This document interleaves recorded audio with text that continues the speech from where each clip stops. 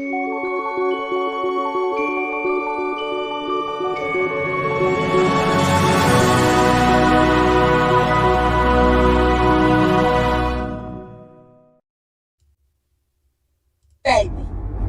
Mama, you know how I be struggling with your kids. You do not struggle with my kids. You being dramatic and sarcastic. Mama, why would you do this to me? Since I'm not doing nothing to you. Mama, oh my God, Mama, come on. You already know I don't want to have another sibling. James. Cause you know I don't even cooperate with your other kids. What you mean you don't cooperate? Because you know your kids get on my nerves and they be stressing me out. Okay, you and Jayla with this stressing out stuff, y'all starting to stress me out. She talking about she stressed off, you talking about you stressed out. Y'all blowing me. And y'all not about to be doing all this because I got a new baby coming and y'all not about to stress that baby out. Mama, why would you do this to me, James, I didn't do nothing to you. So you're not excited for me? You're not happy for me? Mama, what will make you think I would be happy? Because, James, it's a new blessing. It's a new baby. Like, come on. What do you think your other child gonna turn into? With those little two gremlins somewhere. No, you didn't. Just call my kids no gremlins. Mama, what would you... Oh, my God. If going too far was a person. Why would you even think I would be happy about this? So you're mad? I am mad. I'm about to move out. James, out of where? Out of your house. James. I'm serious, Mama. James. You being real rude right now. I need you to check yourself before you wreck yourself. Get it together. And be happy and proud. Be proud. Be proud that you... Oh my God, bro. Yo, man, what's going on, everybody? Welcome to episode number 351 of the Spann Report. I am your host, Mr. Spann, and yo, man, I don't even know this kid's name, but I swear to God, this is the funniest little nigga I haven't seen in a long goddamn time, bro. Like, I've never, like, first of all, let's just say kudos to, like, these new parents that allow their kids to talk to them any old kind of way, man. Because, like, before this conversation would have got even halfway that close when I was a kid, I probably would have had, like, a 2-piece and a biscuit. I'd have been lumped up like Martin after he fought Tommy Hearns, man. That's what it was going to be, right? That's what it was going to be. But this nigga said, I don't even cooperate with your other kids. Not my brothers and sisters, your other kids. This motherfucker told her he was about to move the fuck out because she about to have Hey, man. Hey, that's some funny shit, man. That's some funny shit. I appreciate that little dude making me laugh the way that he just made me laugh right there. And I don't know if he knows that he's as funny as he is. But, yo, man, that little nigga got talent, man. You might see that little dude somewhere else, like on the stage or something, making people laugh, man, real talk. But, yo, man, what's going on with y'all? It's been a long time since I talked to y'all, man. It's been a month. It's been a good month since the last time your man Spann was here on the mic, and there were some reasons for that. I needed a break, y'all. I needed a break, man. I needed a mental break from a lot of shit, man. And, you know, like I told y'all before, like, you know, your man Spann works, you know, some long hours and shit. And, you know, sometimes the job gets in the way of me being able to produce the show that I want to give you guys. And we're going to talk a little bit about some of the plans that we got going forward for the Spann Report in the future. But, yo, man, I needed that break, man. I needed, some time away from the mic to kind of, like, recharge and shit, get myself back to the way I want to be when I'm on the mic, man. I don't want this shit to become a chore, man. And that's what, like, at a certain point, not only was it becoming a chore, but also some of the conversations that we were having here on the show were bleeding over off into, like my normal life and shit. And let me tell you, man, like, you need a break from all of that stuff. Like, it was wild, like, how much that Dave Chappelle shit just kind of bled into, like, everyday shit for your boy, man. It's crazy. And so, Nah, man, I needed a break, man. I needed a break, and I feel refreshed and stuff. I missed you niggas. Hopefully, y'all niggas, like it's, felt like you're like, hey, man, where the fuck is Spann? Like hopefully somebody missed a nigga. You know what I'm saying? Because I've been gone for a little while. But yo, man, we are back. We are to it, and yo, man, we gonna get into the regular way we do the show. But I did just say that going forward, we're gonna have some new different ways to be thinking about doing it. One of the things I'm thinking about doing is like, as opposed to this show being a weekly endeavor, possibly making this a bi-weekly endeavor, so that I actually have time, not only for you guys, but also, man, for the people that I actually know and shit, like my family and whatnot, like my wife and my daughter, and the family that I know and love, and like they need a nigga. You know what I'm saying? So it's no offense to y'all, you know what I'm saying? I love y'all too, but not like I love these people, you know what I'm saying? So yeah, man, really thinking about kind of like just making this a bi-weekly podcast, man. And the other thing about this too is I've been meaning to like get with my man Cliff, because the Beer and Chicken podcast, I have not given up on that, and I kind of want to make sure that 2022 is much more friendlier to the Beer and Chicken podcast than 2021 was. So we definitely want to kind of bring that back to you guys, man. The sports been going on, man. Like the world is kind of open back up, and we haven't really been giving our sports takes, man. I kind of missed that shit. So definitely want to get back into doing that as well. And we're going to try to work that out for the 2022. But before I get into the rest of the show, of course, I got to remind you guys how to get in touch with us over here at the Spann Report Podcast and let your voice be heard. You can go ahead and hit up the hotline at area code 313-288-0485. That's area code 313-288-0485. Leave us those voicemail messages, and of course, those messages will get played here live on the show and responded to in kind. You can also email us here at feedback@thespannreport.com. That's feedback@thespannreport.com. Go ahead, leave us an email, and of course, those emails will get read here, replied to here live on the show. We got an email to reply to here tonight, so go ahead and leave us those emails and get your voice heard on the show that way, right? Also, hit us up on our website at www.thespannreport.com. You can go there, you can watch replays of the show. You can donate to the show as often as you like, as much as you like. And, of course, we really appreciate every dime over here at the Spann Report Podcast Network. You can vote in the polls over there when we decide to put polls up. And as a matter of fact, we got a poll that I decided to put up for this particular episode. And we'll get to that a little bit later. But, yeah, man, vote in the polls over there. Donate to the show. Watch replays of the show. And, that's where you get all your Spann Report podcast needs met right over there. You can go there, donate. You can do, buy stuff out of our store, man. Get yourself a t-shirt, get yourself a coffee mug, support us in that way, man, because every dime helps, and it helps us continue to do this thing here in the way in which we're doing it, and that we can bring this show to you live on YouTube, Facebook, Twitch, and Twitter, man. So, man, we really appreciate everybody who contributes and allows for us to do this in this way, where we can broadcast live in the way in which we do it, right? Also, hit us up on iTunes and or Stitcher with a 5-star review. Those 5-star reviews are the ones that get read here live in the show. We really appreciate everybody who goes about the business of doing that. Doesn't cost you a dime, just a couple minutes of your time, folks, to let everybody know why you're rocking with us over here at the Spann Report Podcast Network, man. Real talk. And we appreciate everybody who goes about the business of doing that, man. Real talk. So we got the business out of the way, man. We got the business out of the way. And so I did say that we got some listener feedback. And the reason why we get the listener feedback is because your man Spann was out here fucking up, y'all. And I appreciate y'all for reaching out and letting your man Spann know where he fucking up at. And so I got this email. Because I got this from Undeniable Vixen. And Undeniable Vixen wanted to let your man Spann know where he was fucking up at. And so I'm going to read this email from this sister. And she says, hey there. Of course, I'm a long-time listener and enjoy the show. But as I scrolled through IG, I saw you drinking Founders.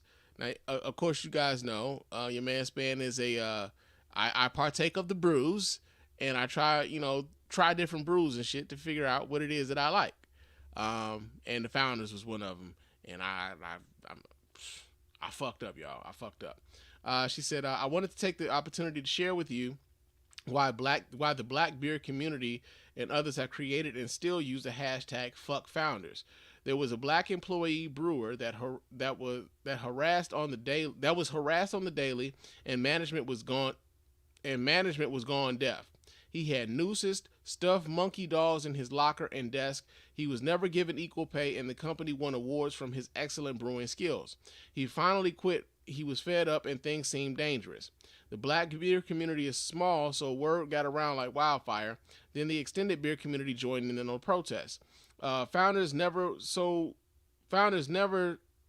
there was an issue. So founders never saw that there was an issue, but the voices were so loud that they had a press conference. The employees sued them. They hired a black woman to do PR and diversity, equity, and inclusion. That lady may have stayed a week because she discovered that they really didn't want to change the culture of the brewery. It's forever fuck founders. Anytime we see anyone who isn't privy to their history, I feel duty bound to let them know. My other beer friends do the same. It's your choice, but I wanted to make sure you know who you're supporting with outright racism. You can see the continued effort under hashtag fuck founders. So I'm going to just say this right now, right? I was drinking the Founders Brew. I believe it might have been like the KBS or something, and I posted it on Instagram and stuff. Right? I had no clue. I had absolutely no clue. Now, of course, you guys know, like personally, like I don't personally, I will not knowingly like support anything monetarily that has anything to do with racism, especially towards us. So I did finish my 4-pack, but I never bought another Founders again. And I won't buy another Founders again after I had read up on what was going on with the Founders Brewery. One of the things that kind of happened with the Founders stuff was that it had been suggested to me by a coworker who's also kind of into the craft beer stuff, and he was just kind of telling me how good the KBS was. And I just, was like, yo, all right, I'll try it out. And that's kind of what happened. Had no clue what the backstory was with Founders. I just knew that they were a Michigan brewery, but outside of Detroit, you can't really be sure and shit, right? So I appreciate you, Undeniable Vixen, for like pulling your man Spann's coat to what was going on with the Founders. You ain't got to worry about you seeing me on the Instagram with the Founders Brew ever again, right? Now, hopefully Rochester Hills Brewery won't fuck up in that way, because their Raspberry Rattler is fucking delicious, and I would hate to give that shit up. You know what I'm saying? But, I really appreciate you for writing into the show, and I hope to hear from you again soon, Sister Real Talk. But, yeah, man, so that's the listener feedback, right? We got some random thoughts, man. It's been a while since I talked to y'all, so I've been thinking about some shit. I had to, like, kind of pare this list down, all right? I had to pare this shit down because it's been so long since I talked to y'all. I had a lot of random thoughts, but I'm like, man, I can't, like, just throw all of this shit at them all at once, man. I might save some of these for later, right? So I got a few, man, and first things first, though. It's been a while since I talked to y'all. Like I said, it's been a month. I think I talked to you guys, like, around Halloween or some shit. So, like, another holiday has passed by and stuff, right? But real talk, man. I want to first and foremost say prayers up to all of you guys who are still eating the Thanksgiving leftovers, man. Yeah, man, prayers up to y'all, man. Y'all have the stomachs that are stronger than the steel on the Fort Knox safes, man. Like, if you're still out here with the Thanksgiving, like, leftovers and shit, man, I know y'all. See, here's the thing, man. Like, black folks like to put shit in the freezer, right? Oh no, boy! Let me tell you something, boy. Put all you gotta do, man. Put some aluminum foil on it, right? Put some aluminum foil on it. Put that shit in the deep freezer, boy. As good as it when you first cooked it. I'm telling you, man. You just gotta put that shit in some foil and put it in the freezer. And then microwave that shit up. It'd be just as good. Yeah. Like, nah, man. Just like nah. Just it's over for that. It's over for that, man. Just go ahead, do your stomach the favor. You know what I'm saying? Do your toilet the favor, because a lot of y'all might be out here repainting toilets right now because you still eating Thanksgiving Day leftovers and shit. Nah, man, let that shit go, man. Christmas is almost here, bro. Why you still eating leftovers from Thanksgiving, man? It's a wrap on that. Leave that shit alone, man. So prayers up to y'all stomachs and y'all toilets if you still out here eating the Thanksgiving Day leftovers, man. Real talk. That's something I was thinking about. Another thing I was kind of thinking about, man. So apparently, over in Norway, Santa Claus is gay. What? I said over in Norway, they say that the Santa Claus is gay. What? You heard what the fuck I said, man. So apparently in Norway, they have a commercial where Santa Claus is gay and stuff, right? And so I've been seeing the shit come down my timeline about, man. The LGBTQ community, man, they just won't let everything. They just want everything, man. They won't leave anything alone, man. Now they coming after Santa Claus, man. I'm thinking to myself, like, damn,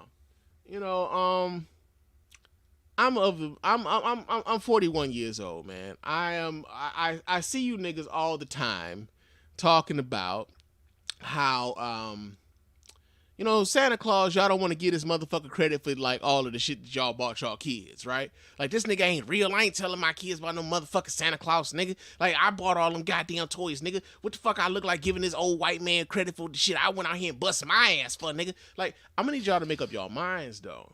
Because if Santa Claus isn't real, then why do you give a fuck whether or not Santa Claus is gay? Right?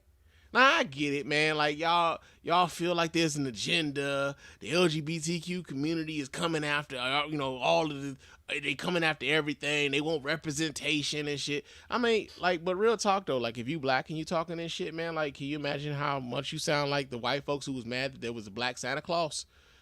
I mean, Megyn Kelly was like all over Fox News and shit, like declaratively saying, and Santa Claus just is white. Like, no, Santa Claus just isn't real. Like, why the fuck are we arguing about this shit, man? Why is that a thing? Why are y'all so upset about, a nigga like that's supposedly not real, being gay? Like, I'm confused. I'm so confused on this. Like, is he real or is he not real? And if he is real, like, okay, he's gay. So, I mean, and then there's the whole thing, like, people are like, well, what about Mrs. Claus? I'm like, I mean, he did call Mrs. Claus Ma, like, maybe that was his mama. I don't know. Like, it's all phony, right? Right? So why do y'all care? You know what I'm saying? Let the kids be the kids, man. The kids, I bet you the kids know more about this shit than you do, and they're much more accepting of the shit because the kids don't have the same fucking hangups you do, right? So, yeah, man, I was thinking about that, man. Santa Claus gay in Norway. That was the other part about that shit that just kind of tripped me out, man. It was in fucking Norway, man. And y'all are really upset about what's going on in Norway. Y'all have never met a Norwegian in your life, but you so upset about what's going on in Norway. Fuck out of here, man. That's crazy. But something I was thinking about, man. Another thing I was just kind of thinking about, who are these niggas who are passing out the assignments that suddenly everybody fucking understands, right? Like, because that's a thing now. You know what I'm saying?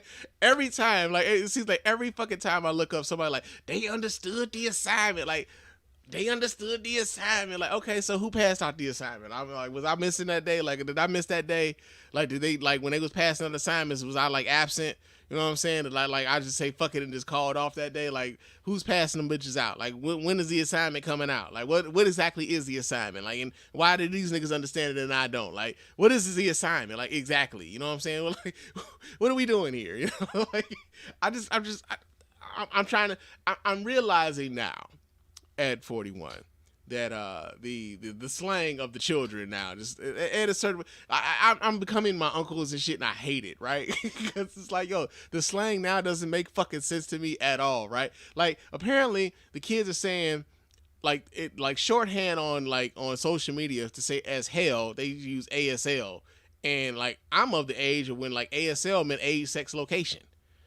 You know what I'm saying? Shout out to all my chat room veterans. You know what I'm saying? Like age, sex, location. That's what ASL meant, not as hell. As a matter of fact, where the fuck do you get as hell from ASL anyway? You got ass and then the L, I guess. But like, what the fuck? I'm confused. I'm confusion, man. I'm sorry. I'm sounding like an old man, like howling at the moon and shit. But I was just thinking about that, man. Who are these niggas that are passing out all the assignments though?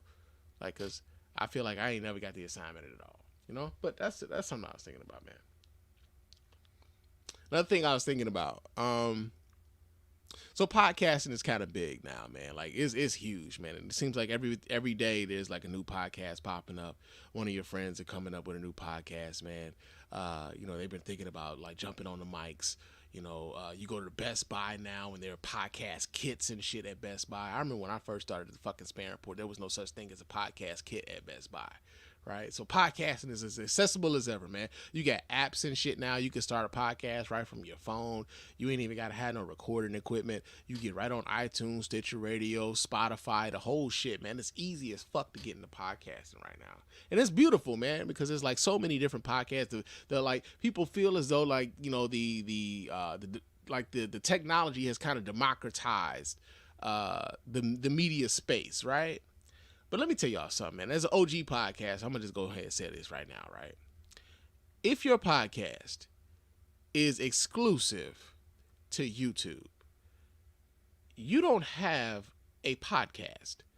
You have a YouTube channel. And I'll be a monkey's bare-assed uncle. Yeah, that's what you got. You got a YouTube channel, man. And there's nothing wrong with having a YouTube channel, bro.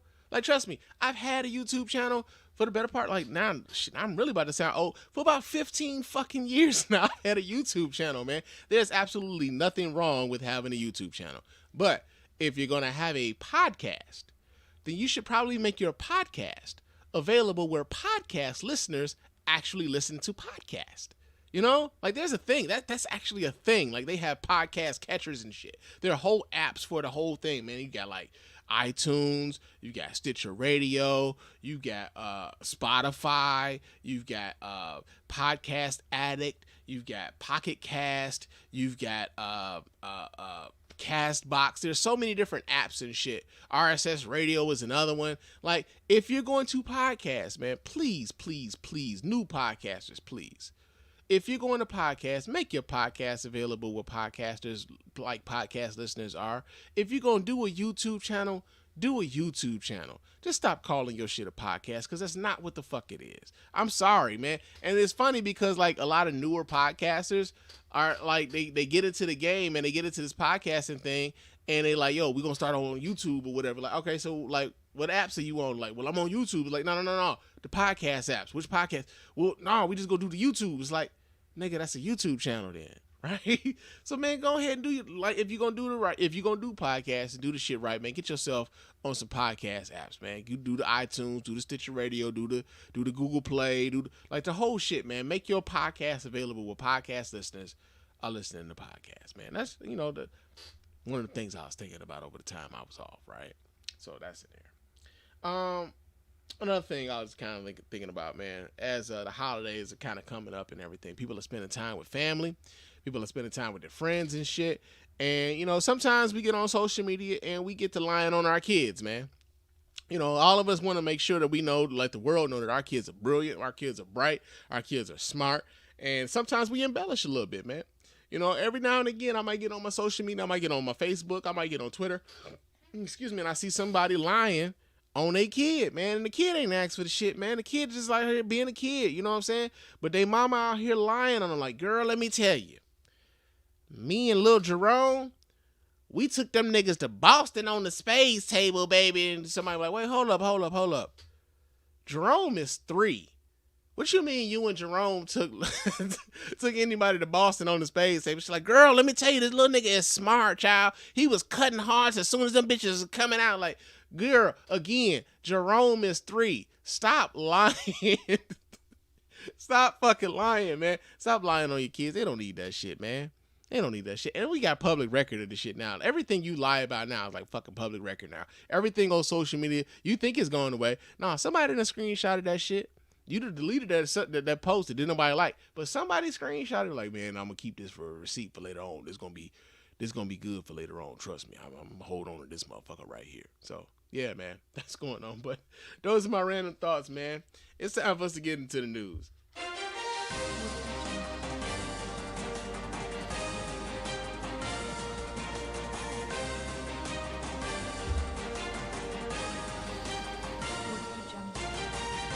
All right, our first story here in the news. Let me pull up my shit, man. Damn, Spann, you are slow. But our first story here in the news, actually, it's some very sad shit, and it happened here in Michigan. And it has to deal with the fact that there was a school shooting in Oxford, Michigan. 3 people were killed, and 8 people were injured in this shooting. And off top, people in Detroit are taking big offense to the fact that national media has been associating this particular incident with the city of Detroit. So even on this story that I'm reading, or that I'm getting this news from now, NBC News suggested that the Oxford High School in suburban Detroit. Let me be clear. Oxford, Michigan is 40 fucking miles away from the city of Detroit. Let me be very clear here. Detroit, like in Michigan, a lot of the people who don't live in Detroit don't want any association with the city of Detroit unless it's some shit that's fucked up, and then they can throw that shit into an association with the city of Detroit.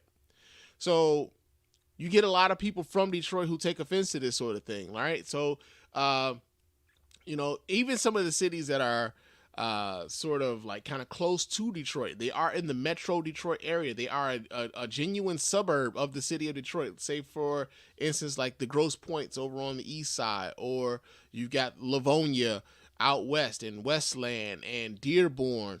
Those are places. There are certain parts of those places where like they will make sure that you know that you are no longer in Detroit, right? And so for the national media to like, I know that everybody, like, when they think Michigan, they think Detroit, but like, yo, Oxford, Michigan ain't close, bruh. It ain't even a suburb of a suburb. Like, that's just how far Oxford, Michigan is to the city of Detroit. And so I wanted to like kind of like make sure that was clear, because the way that folks talk about this story and the way Detroiters feel about what happened here, it's, like, yo, man, like y'all can't just keep linking this shit with Detroit. Detroit already has its own kind of fucked up reputation for the things that are happening here. We don't need the added reputation of the shit that's going on outside of Detroit that has absolutely nothing to do with Detroit.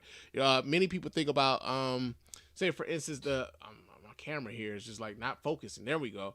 But say for instance the malice at the Palace, right? You remember when the Detroit Pistons got into it with the Indiana Pacers? That shit happened in Auburn Hills, Michigan, and people kept talking about that thing happening in Detroit. Like, no, Auburn Hills, Michigan isn't in Detroit. Like, is in Oakland County. Detroit is in Wayne County. They are not necessarily close. They're a good like half-hour drive away from the city of Detroit. That shit didn't happen here, and yet people kept thinking about that thing happening in Detroit. And so Detroiters are just annoyed that every time some fucked up things happen in the suburbs, everybody keeps associating Detroit with it, right? So I just kind of wanted to get that out of there.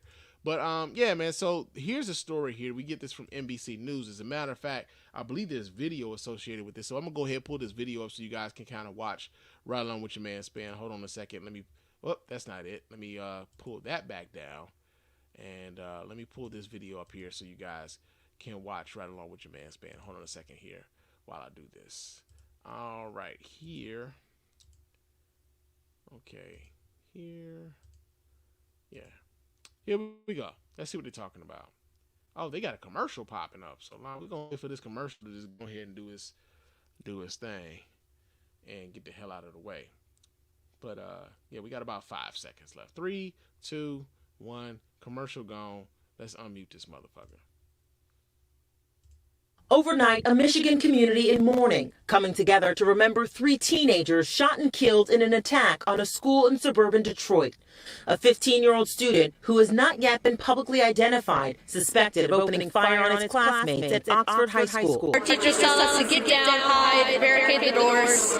Authorities releasing the identities of the 3 victims, ranging in ages from 14 to 17 years old. Madison Baldwin was a senior, set to graduate. 16-year-old Tate Meir and 14-year-old Hannah St. Juliana also died. New video shows students barricading themselves inside a classroom as someone in the hallway claiming to have a badge tries to enter.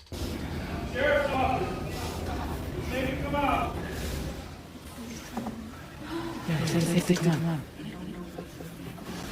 Now, we're not telling you to take that risk right now. I can't hear you. We're not taking that risk right now. Okay, well, what's Yeah, bro.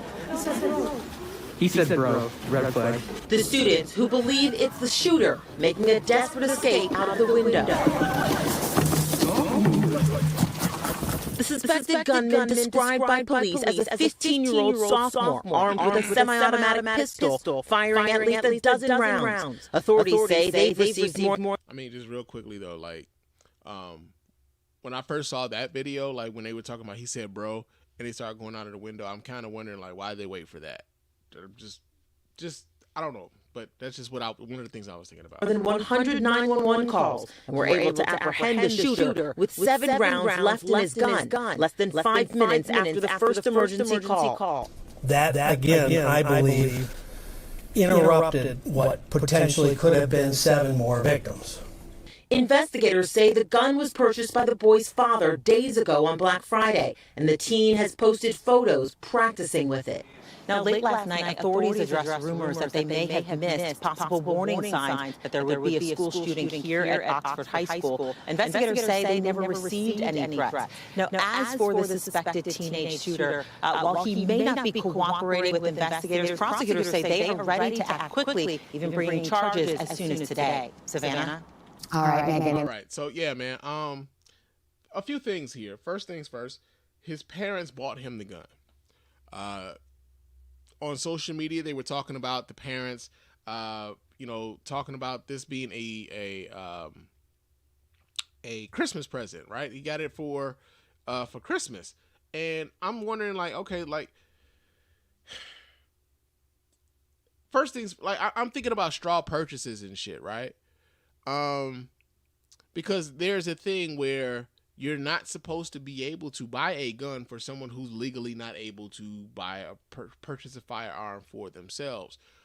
So that's one of the things that was like a red flag for me, that his parents would just say, well, fuck it then, we'll go buy the gun. Maybe, and it's a handgun too, so they have to register the handgun, possibly register the handgun to his father, because his father was the one who bought it, but he was basically buying it for the purposes of giving to his son. So that's, to me, that's a charge right there, that there's a possible straw purchase for the purpose of giving a gun to his son.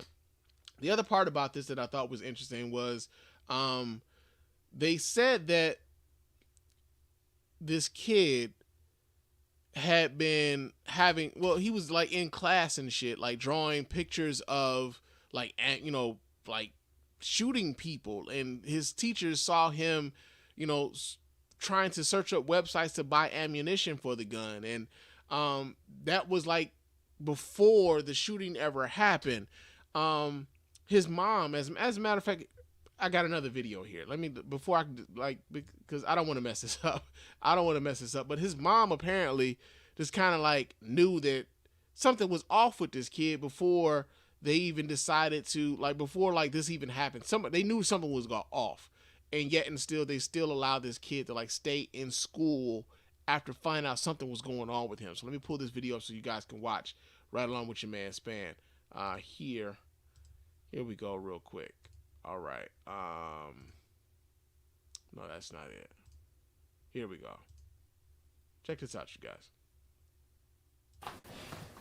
Your Honor, investigation into the school shooting incident at Oxford High School, which occurred on 11/30/2021, has revealed that James Crumbley purchased a Sig Sauer 9mm model SP2-022, serial number 24D as in David 019769 from Acme Shooting Goods in Oxford, Michigan on 11/26/21.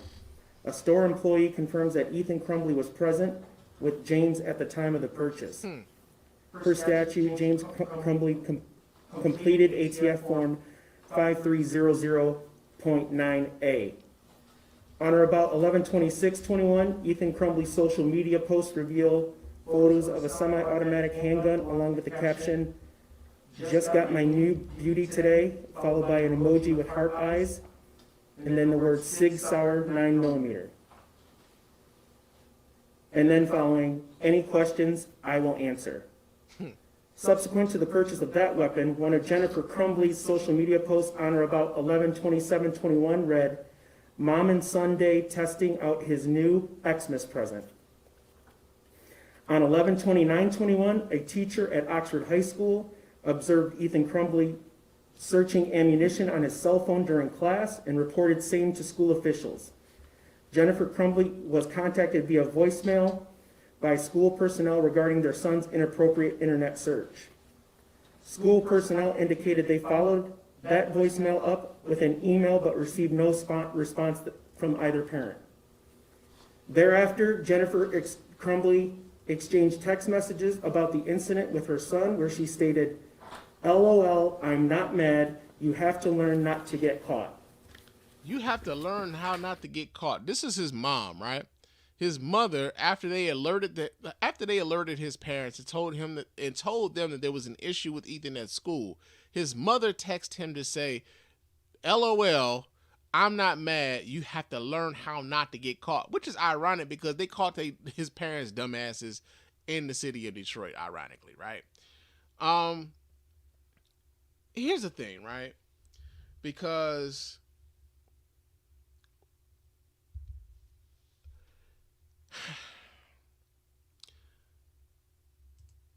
these are people who would purport themselves to be responsible gun owners. And for those of us who are responsible gun owners, these are the people we get lumped in with. It's annoying. It's frustrating. It's kind of galling, right? The fact that his parents were nonchalant about the concerns that the school had right before the school shootings happened is concerning. But not only that, a lot has been made of the fact that the parents have been charged with involuntary manslaughter. And this is the first time this has ever happened, really. Like, we don't really charge parents with involuntary manslaughter when these little school shooters kind of go off and do this shit that they do, right?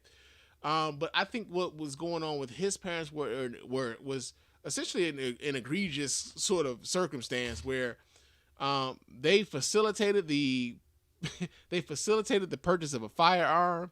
They purchased the firearm specifically for him.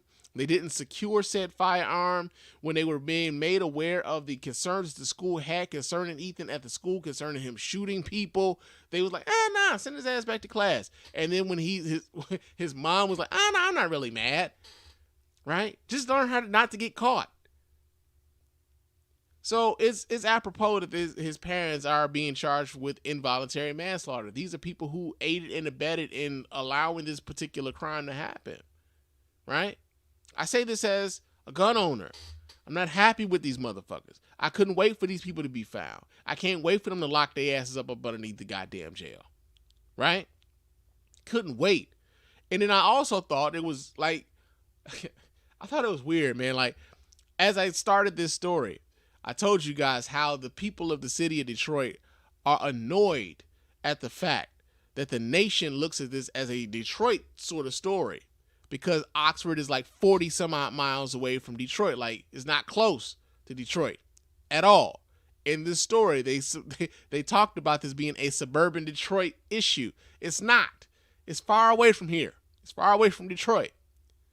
So for the fact that the parents brought their asses to Detroit when they got found, like they were hiding out in Detroit, it was like, really, nigga? Like, for real? Like of all the places y'all could have went, Detroit was probably the worst place for y'all to come.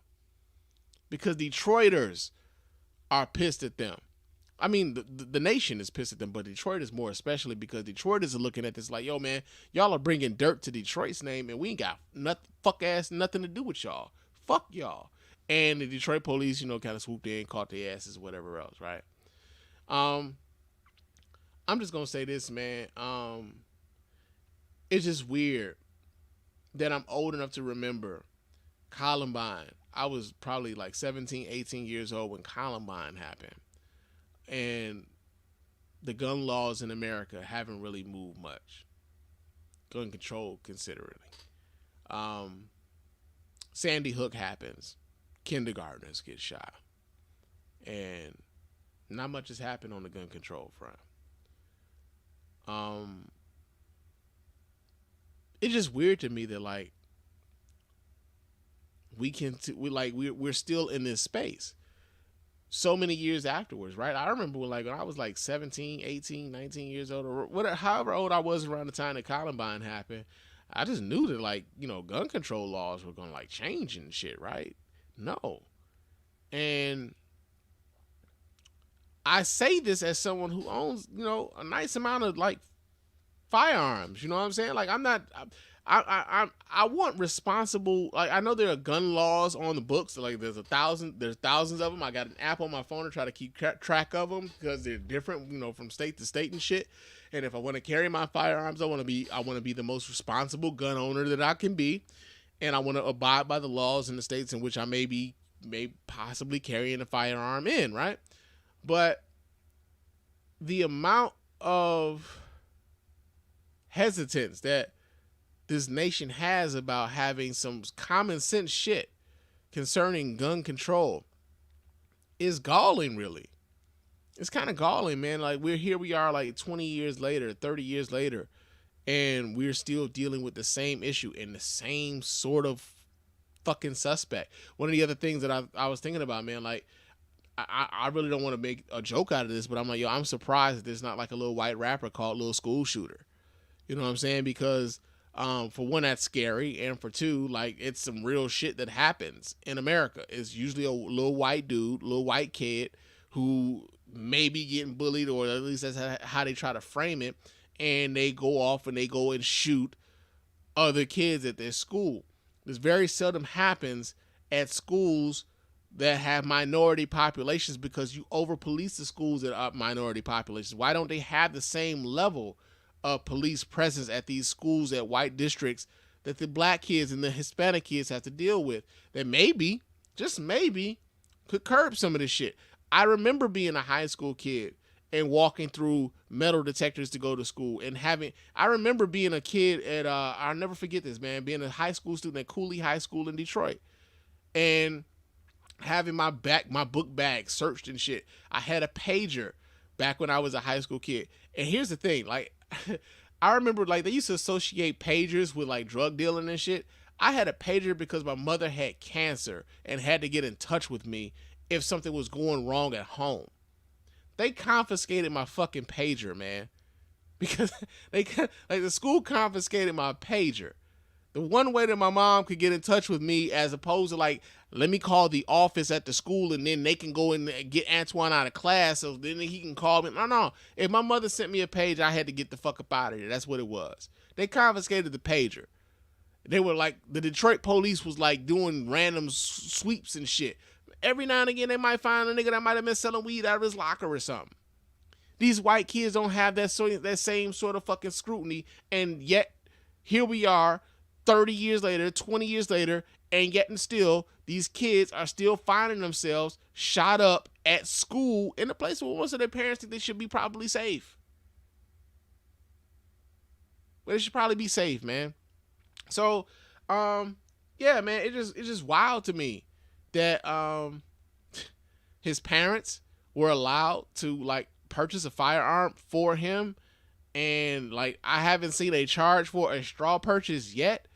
I mean, they got the involuntary manslaughter charges and shit, but his parents are just as responsible for this as much as Ethan is, and I hope they put all three of the Crumbleys under the motherfucking jail. Not only because of the irresponsibility of the parents and the heinousness of the crime that they committed, but also, man, because of the, I hate to put it like this, but the black eye that they put on people who just want to follow the fucking laws while owning guns, man. We just trying to follow the fucking laws, and these are the people we get lumped in with. So, yeah, man. That's in the news, man. I mean, shit. I know I want to be, like, you know, funny and whatever, but I mean, how funny can you be with school shootings and shit? I mean, that's like, it was all over the news here in Detroit. Like, that was the other part about this too, man. I was at work and stuff, and like, the news came on that night when this shit happened here in Detroit, and I was like, yo, did no other news happen in Detroit though? Because, like, the entire news broadcast, like, the local shit was just that. I'm like, yo, man, like, if this shit had happened, I think that was the other part about this. Had this happened in Detroit, I don't know if it would have gotten the same level of attention. I don't know if it had got the same level of attention. I mean, like, just being black in America, I almost just kind of feel like if this had been something that had happened in Detroit, like, yo, man, they'd have talked about this for the first 5 minutes of the news broadcast, and then they just told us about, you know, the next picture that, like, the Tigers are trying to pick up. Like, they just move right on to sports or something. But, you know, that's what it is, man. But that's in the news. Another story that we got here in the news has to do with the fact that the courts, federal courts, have decided that they are going to block 2 of President Joe Biden's vaccine mandates. Yeah, man, we get this story here. Let me pull it. First of all, let me pull this down. Okay, let's stop sharing that. And yeah, so yeah, the courts have blocked 2 of Biden administration COVID-19 vaccine mandates. We get this story here. This comes out of Reuters. It says the Biden administration was blocked was blocked on Tuesday from enforcing 2 mandates requiring millions of American workers to get vaccinated against COVID-19, a key part of its strategy for controlling the spread of the coronavirus. U.S. District Judge Terry Doughty in Monroe, Louisiana, temporarily blocked the Centers for Medicare and Medicaid Services from enforcing its vaccine mandate for healthcare workers until the court can resolve legal challenges. Daughtry's ruling applied nationwide, except in 10 states where the CMS was already prevented from enforcing the rule due to prior order from a federal judge in St. Louis.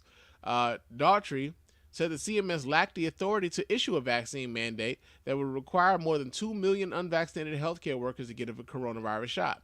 There is no question that mandating a vaccine to 10.3 million healthcare workers is something that should be done by Congress, not a government agency, wrote Daughtry. Separately, U.S. District Judge Gregory Van Tatenhove in Frankfort, Kentucky, blocked the administration from enforcing a regulation that new government contracts must include clauses requiring the contractor's employees get vaccinated. The contractor ruling applied in the 3 states that had filed the lawsuit: Kentucky, Ohio, and Tennessee. One of at least 13 legal challenges nationwide against the regulation. It appears to be the first ruling against the contractor vaccine mandate. The White House declined to comment. The legal setbacks for President Joe Biden's vaccine policy come as concerns for the Omicron coronavirus variant could trigger a new wave of infections and curtail travel and economic activity across the globe. Biden unveiled regulations in September to increase the U.S. adult vaccination rate beyond the current 71% as a way of fighting the pandemic, which has killed more than 750,000 Americans and weighed on the economy. So, yeah, man.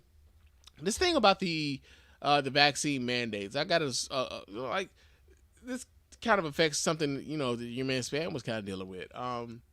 So the company that I work for sent out an email to all of its employees and things like that, and they were talking about us having to comply with the executive order of, you know, President Biden for the vaccine mandate. Now, and they were offering us $750 to get vaccinated and show proof of our vaccinations.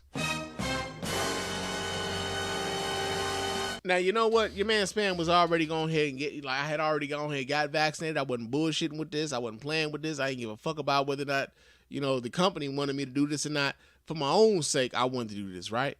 Now, if you're going to give me $750 on, like, you just going to give me $750, I mean, I'm not going to, like, deny you, like, yo, you can go ahead and just give it to me, you know what I'm saying? Like, come on, man. Why would I deny myself $750, right? But ironically enough, man, I was surrounded by a whole bunch of niggas, man, who are on this kick about, yo, my rights are being violated. They are making me have to choose between my life and my livelihood. I shouldn't have to get a vaccine. And I'm thinking to myself, man, like, yo, we deal with the public, Bree. Like, we are in people's houses every day. Some of these people's houses aren't in the greatest of conditions, which means, like, some of these people aren't able to take as great a care of themselves as you are able to do. So why wouldn't you take every fucking advantage that you have of taking care of yourself so that you can take care of your family, right? That's how I think of this shit. You got motherfuckers in talking about, nigga, I got 15 years in here, nigga, I ain't never had to get no motherfucking shot the whole time I been here, nigga, now they talking about trying to make me get a shot, nigga. Like, yo, this ain't just about you. Like, one of the things I was thinking about, man, this entire pandemic was my grandmother. God rest her soul. But one of the things I was thinking about, man, like, I didn't get a chance to see my granny pretty much like the last year, right? So even when the last time I saw my granny, she was in the hospital. So I'm thinking, like, yo, man, I get this shot. I do my part in helping us get back to normal. Hopefully, you know, we can get back to some family gatherings. I can shower my grandmother with the love and the respect that she deserves. And we can get back to, you know, the level of normalcy that I want to go to the movies and shit. I haven't been to the movies since this whole pandemic shit cracked off, man. I want to go back to the movies. That's some shit that I love doing. Haven't been able to do that, or just haven't really been inclined to do that since this pandemic has been a thing.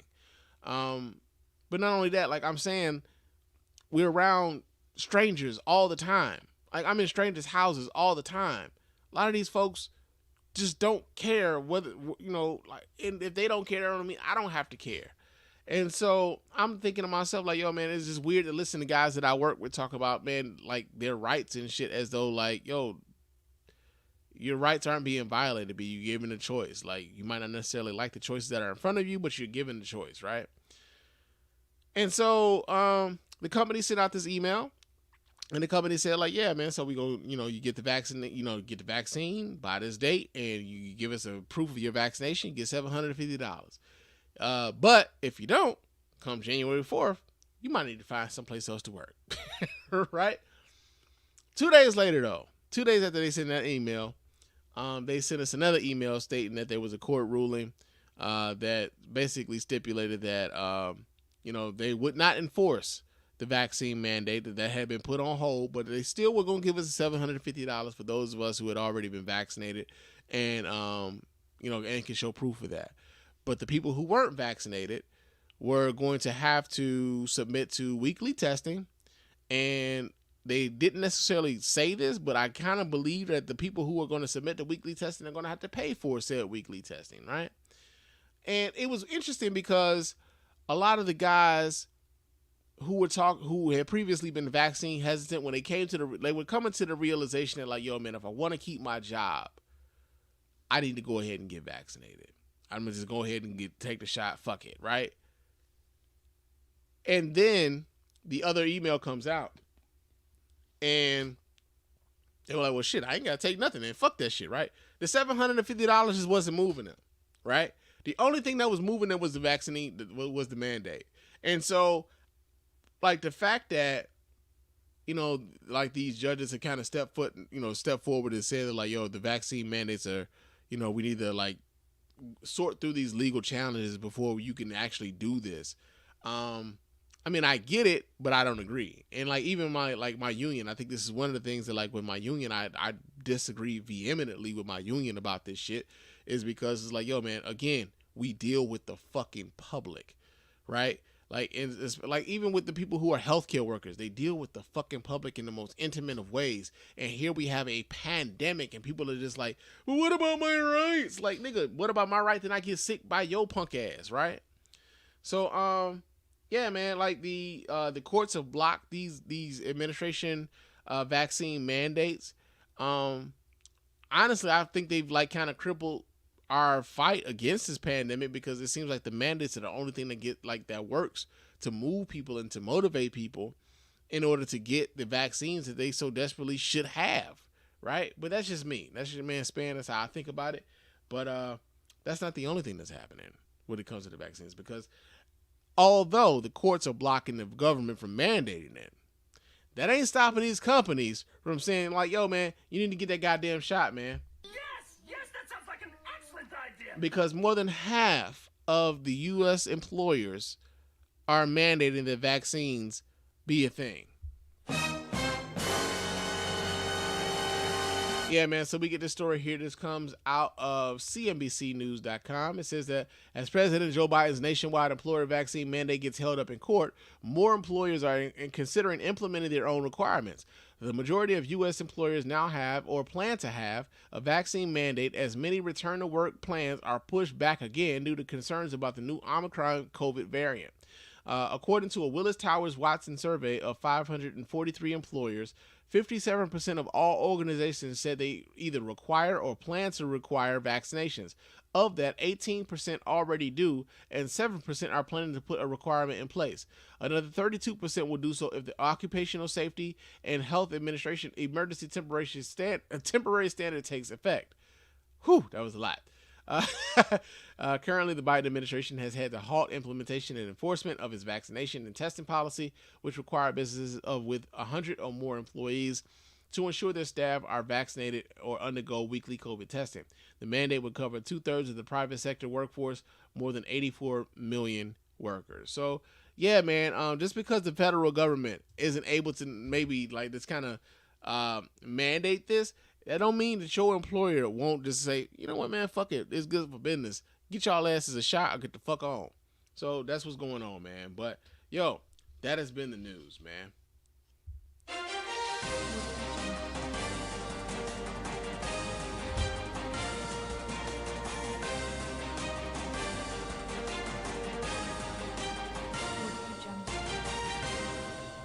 Oh shit, but we do have breaking news.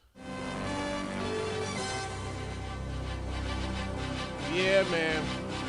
We got some breaking news happening here on the Spann Report.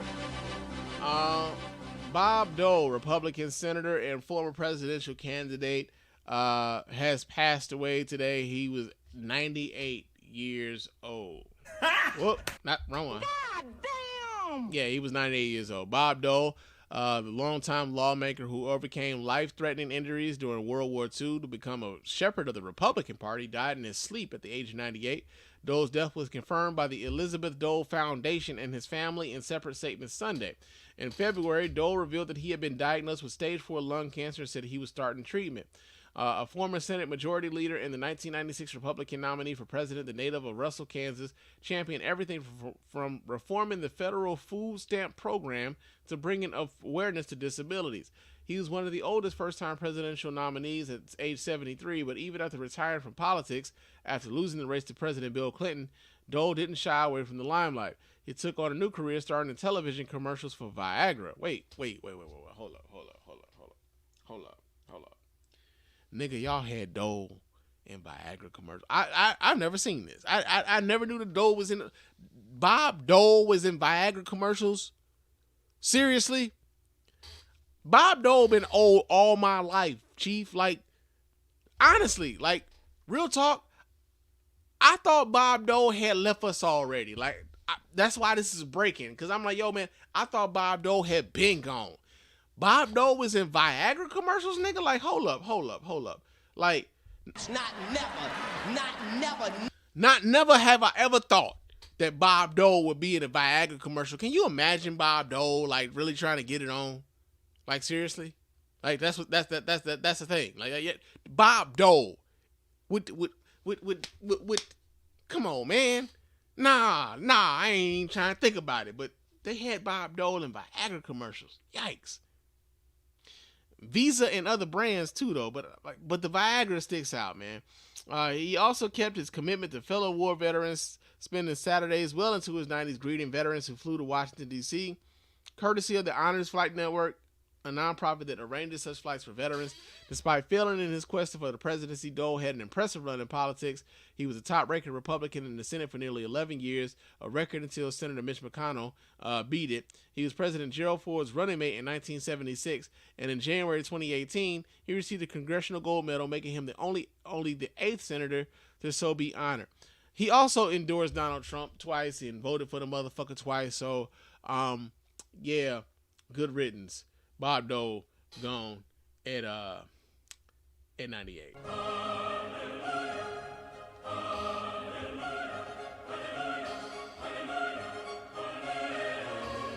But you know what? We got some other breaking news. Yeah. The other breaking news that we have tonight has to deal with CNN. And this has Chris Cuomo. Chris Cuomo has been fired from his job at CNN after helping his brother during his sexual harassment case and shit.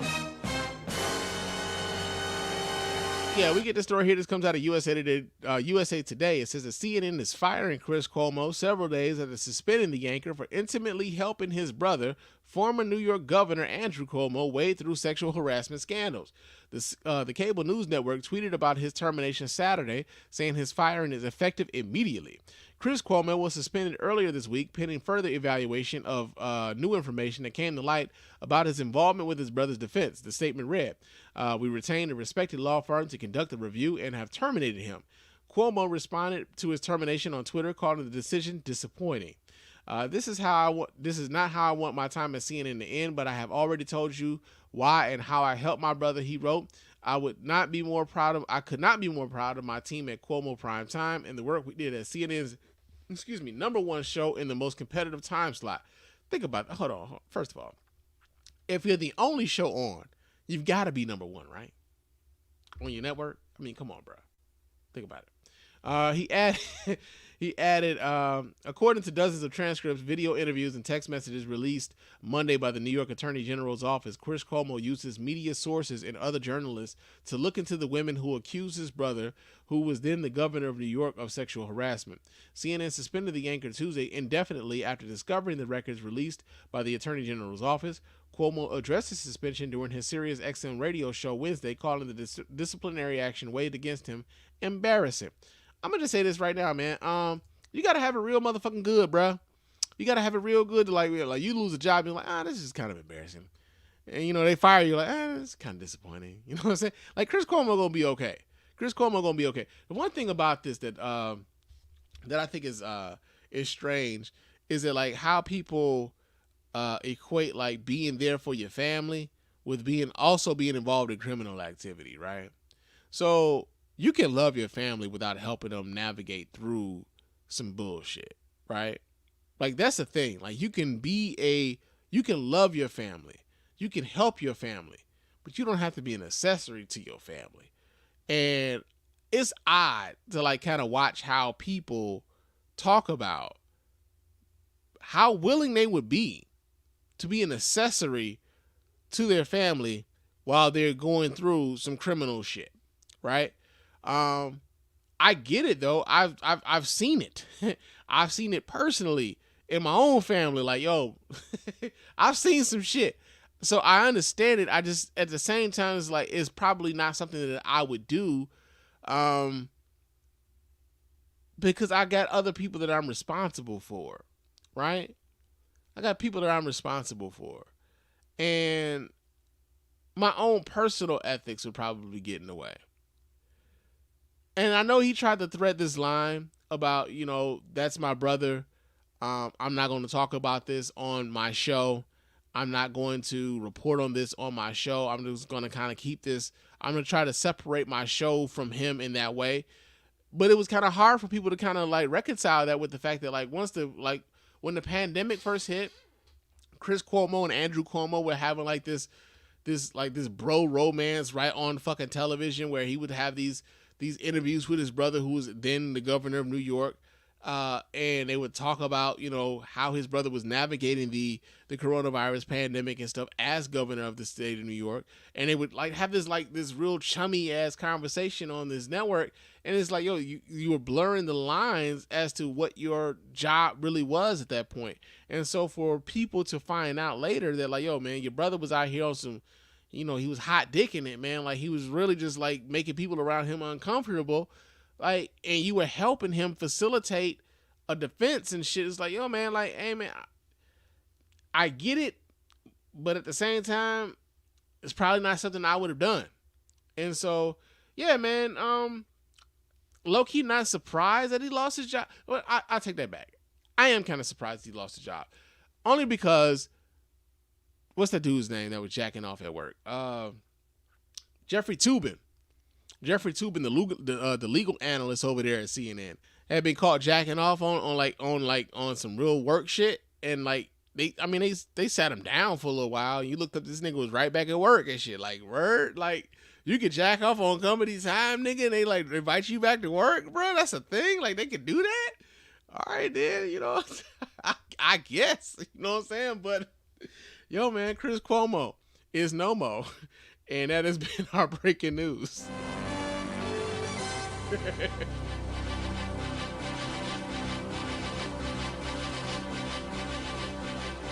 And we got some comments here in the chat room, man. Steve Beer says, Dad told me no matter what to do, no matter what you do, be prepared for the consequences, man. My father never told me no shit like that, but it sounds like sound advice, bro. Real talk. It sounds like sound advice.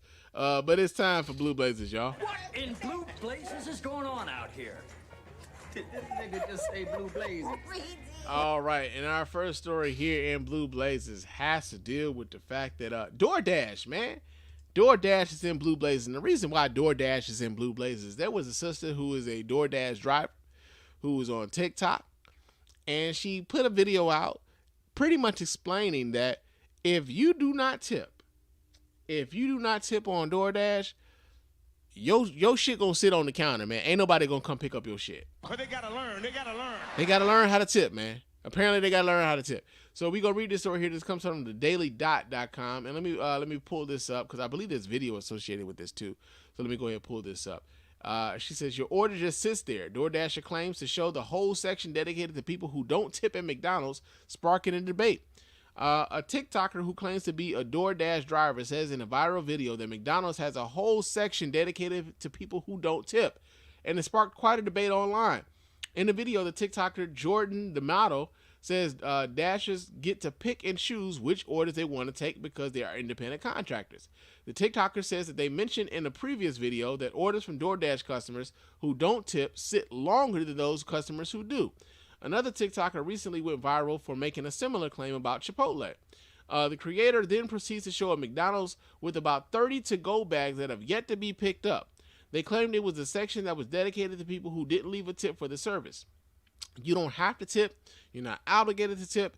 We are also not obligated to take your order, the creator says. We are independent contractors who do not work for DoorDash, the company. We are our own bosses. So there's video associated with this. So I'm going to go ahead and pull this video up so you guys can watch right along with your man Spann. Hold on just a second while I pull this up. Here. Okay. So here we go. Let's see what the sister has to say. So remember how we said, as Dashers, we don't have to take your order. We can pick and choose which orders we want to take. So if you don't tip us, we don't have to take your order. And remember in the video where I said, when you don't tip, your order just sits there? So yeah, just putting that out there. That was not a lie. There's a whole section dedicated to people who don't tip, and their order just sits there until a Dasher decides that they want to take the order. So once again, just letting it be known, you don't have to tip. You're not obligated to tip. We also are not obligated to take your order because we are independent contractors who do not work for DoorDash, the company. We're our own bosses. So just keep that in mind. Okay.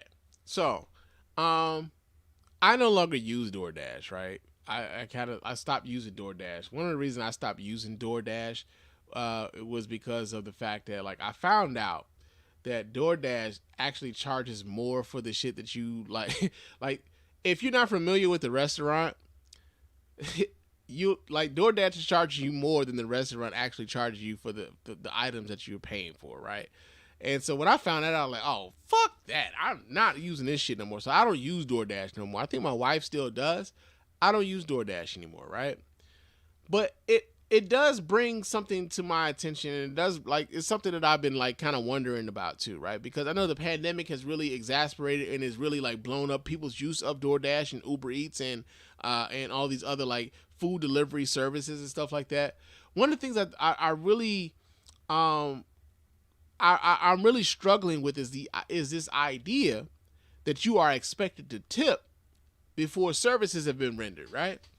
Now, we've all kind of grown up with the idea that, like, yo, man, if we're going to tip, you're going to tip for the services that you've received, right? Like, if you get good service, you get a good tip. If you get bad service, you get a bad tip.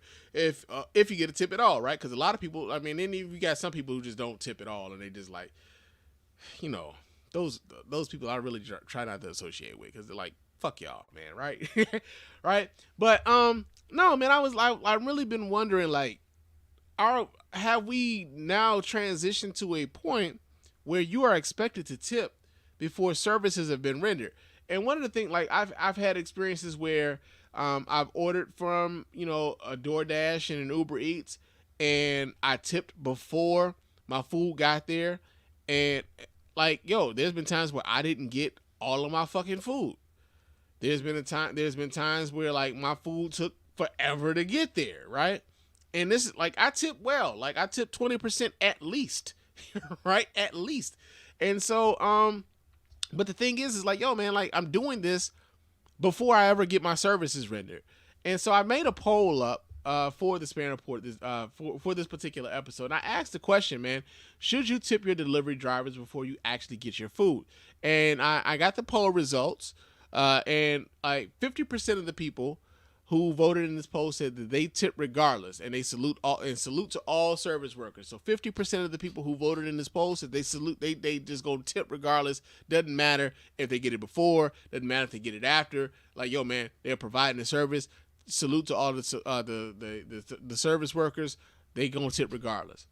40% of the people who responded to this poll said that I don't want to, but if it means I'll get my food sooner, I will. And that's kind of where your man Spann is, right? Like, I'm like, I don't particularly want to tip you before I get my fucking food, but if it means I'm gonna get my shit faster, then, you know, I guess. But like, am I really getting my food faster because I tipped, you know, pretty well? Like, I don't know. You know what I'm saying? Like, I really don't know. I just kind of hoping that that's gonna entice some motherfucker to go get your shit, right? And then you got 10% of the people who voted in this poll like, I would rather die and be hungry before they tip a motherfucker before they get their food, right? So, man, I appreciate everybody who voted in this poll, and this poll will be available on thespannreport.com on this particular episode, so you can continue to vote in the polls and leave comments and things like that for those of you who want to leave those comments. And we did have a comment. Derek Jones left a comment, says, however, I only tip $1 on the site and ask them to knock, and when they get there, I tip 25% on the total in cash. That way the companies can't take it from them. Hey, man, I whatever works. You know what I'm saying? Whatever works. I guess I'm just like really trying to wrap my head around the fact that like they are expecting the tip before they rented the services, and if you don't render this, if you don't give them the tip, then they like, oh, your food is gonna sit there. It's like, well, wait a minute, man. Like, you might just be fucking off a really good tip because you just decided like you don't want to pick up my food. It's just weird, like, because of the way in which we be conditioned on how to tip. And so, yeah, man, it's something I was wondering about. Like, I saw that on you know, it kind of showed up in my Google feed or whatever. And I'm like, yo, man, like, this is a thing now. Like, people, like, the DoorDashers are expecting the tip before they actually do any damn thing. Like, that's kind of, honestly, to me, that sounds crazy. Now, as a DoorDasher, if you're somebody who's a DoorDasher or someone who is a delivery driver for like DoorDash or Uber Eats or whatever else, write into you, man, Spann. Call into the hotline area code 313-288-0485. Let me know where I'm tripping at, because like I want to understand your perspective on this. As a customer, I'm looking at this like, hey man, like you asking for a bit much and you ain't done shit yet. So that's just how I feel about it. But yo, I'm sure other people feel differently. Let me know if I'm tripping and if y'all got a different perspective on that. Real talk, man. But that's in Blue Blazing. Now, another story that we got here in Blue Blazers has to deal with the fact that Venus and Serena Williams' older sister Sabrina is upset, and the reason why she's upset has to do with the fact that there's a new movie out called King Richard, and it has to deal with Richard Williams and his raising of Venus and Serena Williams, the two of the most prolific winners in professional tennis. And she says that Will Smith should be ashamed of himself for not portraying Richard Williams in the complete portrait that Richard Williams as a person should be. God damn! Yeah. So we get this story here. This comes out of, let me see where I get this. Where did I get this story from? This comes out of RadarOnline.com, okay? So it says that despite her trauma, Sabrina says she does not feel any ill will or anger towards her dad, only pity and even sympathy. She sought counseling to work through her childhood issues and is now happily working in hospice care in Las Vegas. Still, she says she would like to see Richard's full story depicted in the movie and thinks his star actor is turning a blind eye. It's a comedy, no? How can you make a movie by telling half the story? It suddenly starts with dad and his new wife Osteen and their family. It's like nothing happened before, she scoffed. I just need to see it now because I didn't realize how hysterically funny it would be. One of the things I'm going to have to do is not laugh out loud in the auditorium as I know the full story. Oh, is that the entire article? Hold on a second. Okay. It says Richard, now 79 and reportedly incapacitated after suffering 2 strokes, went on to marry Serena and Venus's mom, Osteen. He made it his mission to ensure that their 2 daughters will become tennis professionals, which included writing a 78-page manifesto outlining his blueprint for success. He chose tennis for them as he knew it would also make him a millionaire, said Sabrina, who claims she's only seen her dad a handful of times since he left her and her 4 siblings to be raised in poverty. I had 2 childhoods. The first was okay because we had money, but the second period was very difficult. It was like an instant change, she said, alleging that Richard did not even help her family when her mom was battling cancer in 1998. If it wasn't for the churches that we belonged to, I don't think my mom would have made it. Despite her trauma, Sabrina says she does not feel any ill will or anger towards her dad. Okay. And only pity and even sympathy. She sought counseling to work through her childhood issues and is now happily working hospice care in Las Vegas. Still, she said she would like to see Rich's full story. Okay, so it seems as though okay, whatever. Of the film's title, she said it is completely over the top. I think he thinks he's the king of the world, but no one that's ever been around him thinks he's King Richard. It is an outrageous title, but truth be told, it fits him. He's not the king of the world. If you look at him psychologically, it's something he's never achieved it's something he's never achieved apart from in his head. He's lived only through his 2 daughters, forsaking all his other children. While Sabrina doesn't think Rich's first marriage and family should have taken up the whole movie, she thinks making at least a reference to it would have given it more credibility. As a black man and father with a blended family, she believes Will Smith should be ashamed of himself. They say Will Smith is probably getting an Academy Award for this. I held him in deep regard, but as a black American, he should have wanted to tell the full story, she lamented. Will Smith is not dumb. They got to grow up together and didn't have to harvest for food or worry about their next meal. It would have been nice to have a backstory. Sabrina says she met her famous half-sisters only once by chance at Knott's Berry Farm, a theme park in California, when the girls were teenagers. While she's not sure she would see them again, she said she'd love to be able to meet her niece, Serena's 4-year-old daughter, Olympia. As for Richard, Sabrina doesn't think she'll see him alive. I've even buried my dad in my head because I know I won't be able to attend his funeral. That is not going to be an option. They're not going to let me. They won't even tell me. I'll find out from the media reports or a friend. Okay, so there's a few things here. First things first, I think Sabrina is, despite what she says, I think there is a bit of animosity. I think there is a bit of bitterness there. But that's not to say that it isn't warranted, right? If you feel as though your father abandoned you, and didn't take an interest in raising you, left your mother to go and raise, his other children, I can understand why there could be some bitterness there. I can relate to this shit, right? I can relate. I've talked to you guys on this show a few times about the rocky relationship that I had with my own father, and so I can relate to some of the things that she said. Now, I like, and it's also why I don't necessarily buy the whole thing. And I don't feel any animosity towards him. I only feel something like that's bullshit. Because if you didn't, then you wouldn't be so bothered by this film, right? And so I understand that, Venus and Serena Williams both were executive producers of this film. They had a certain vision for this film that they wanted to have portrayed of their father before this film came out. I've seen the movie. I enjoyed the movie. I thought the movie was a good movie. But they had a vision for their father and the way that they want their father to be remembered and the way that they want their father portrayed in that film before they would even attach their names to the film, right?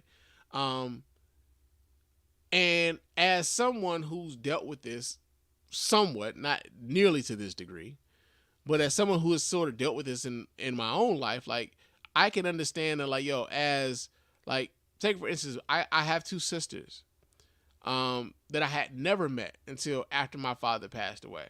One of the reasons me and my father were kind of beefed out was that I asked him about, yo, man, how do I have 2 sisters that I've never met? You know what I'm saying? That was one of the reasons we got and he got to talking crazy about my mom, and I wasn't having that shit, and we just it blew up, and that was what it was, right? And when my father passed away, that was the first time I had an opportunity to actually be in the physical presence of my sisters. And so, I had some real foul shit to say about my father, and I feel like everything I said about him at the time was appropriate because that's how I felt about the nigga at the time, right? But my sisters had a very different relationship with him. Now, I can't be upset with my sisters for having that very different relationship that they had with him. I just know what my relationship with him was. And as I watch my sisters on sometimes on social media around his birthday and things like that, reminisce about the times they talked to him and the relationship that they had, I look at it whatever. But that's because our relationships were different, right? Now, this for the Williams sisters, yo, man, on a scale a million times bigger than our shit, than my shit, Like, yo, man, their father kind of helped propel them to superstar status in a game that was set up against them from the very beginning. And although he might have been like not as great a father, or probably even a terrible father to the rest of his children, to those two girls, he meant the world to them. And so that is the message that they want portrayed of their father, because that's who he was to them, right? And so that's I want that understood. The other part about this is like she's coming at Will Smith like hey man, like Will Smith ain't got shit to do with y'all interfamily, like y'all interpersonal family relationships and shit. Will Smith was presented with a script. You're like, oh, all right, we got this thing going on. We're gonna do this movie. I'm gonna take on this role. Y'all interfamily beefs ain't got shit to do with Will Smith. So I think it's real kind of like wild that she would even include Will Smith in the beef and like be like, yo, well, he should be ashamed of himself and all this. No, Will Smith is an actor, ma'am. Will Smith is out here doing a fucking job. He was out here doing his job. And the executive producers of the film, which also are your sisters, had no problem with the job that he produced. So I think your beef more so is with your sisters and not necessarily with Will Smith, right? Now, again, like I said, like as far as Sabrina saying that she doesn't necessarily have animosity towards her father, I like the way in which she's talking about it, I just don't buy it. I don't buy it. I understand it. I just don't know. I just don't buy the fact that she says she doesn't have any animosity. It sounds like there's still a lot of hurt there. It sounds like there's still a lot of animosity there. It just sounds like she's having a hard time admitting it, right? But that's in Blue Blazes, man. You know, the other part about this King Richard movie is that, like, yo, there were a lot of people, especially on social media, especially on Twitter, you know, folks were talking about whether or not this movie had anything to do with, like, they were upset at the fact that, like, yo, Serena and Venus Williams are two of the greatest tennis players to have ever, like, walked the court, and they're making this movie about King Richard. They're making it about some man. It's like, yo, man, this is about their father. Like, it's their dad, right? I get that you want to. Everybody has their agendas and shit, and that's the other part about this. Like, everybody has an agenda that they're trying to push. There's a feminist agenda, like that some white feminists are trying to portray, you know, and they're upset at the fact that Venus and Serena had the audacity to like highlight their father in such a way. And then there's the interpersonal family dynamics that are going there, where you got one sibling who is upset that their father is portrayed in a positive light when she has such a negative view of him and how he, like, you know, just kind of abandoned her. So you got that going on. It's a lot of complicated shit going on around this movie. All I know is, had I not known anything about all this other shit, like, the movie as it stands on its own is a pretty damn good movie. It's a pretty damn good movie. And so, yeah, man, that's in Blue Blazes, man, real talk. Now, another story that we got here in Blue Blazes has to deal with the church. Yeah, man, the church is in Blue Blazes, man. And the reason why the church is in Blue Blazes has to deal with the fact that Joel Osteen's church down there in Texas, well, they were getting some work done down at the church. And a plumber found some money behind a loose toilet in the church to the tune of $400,000.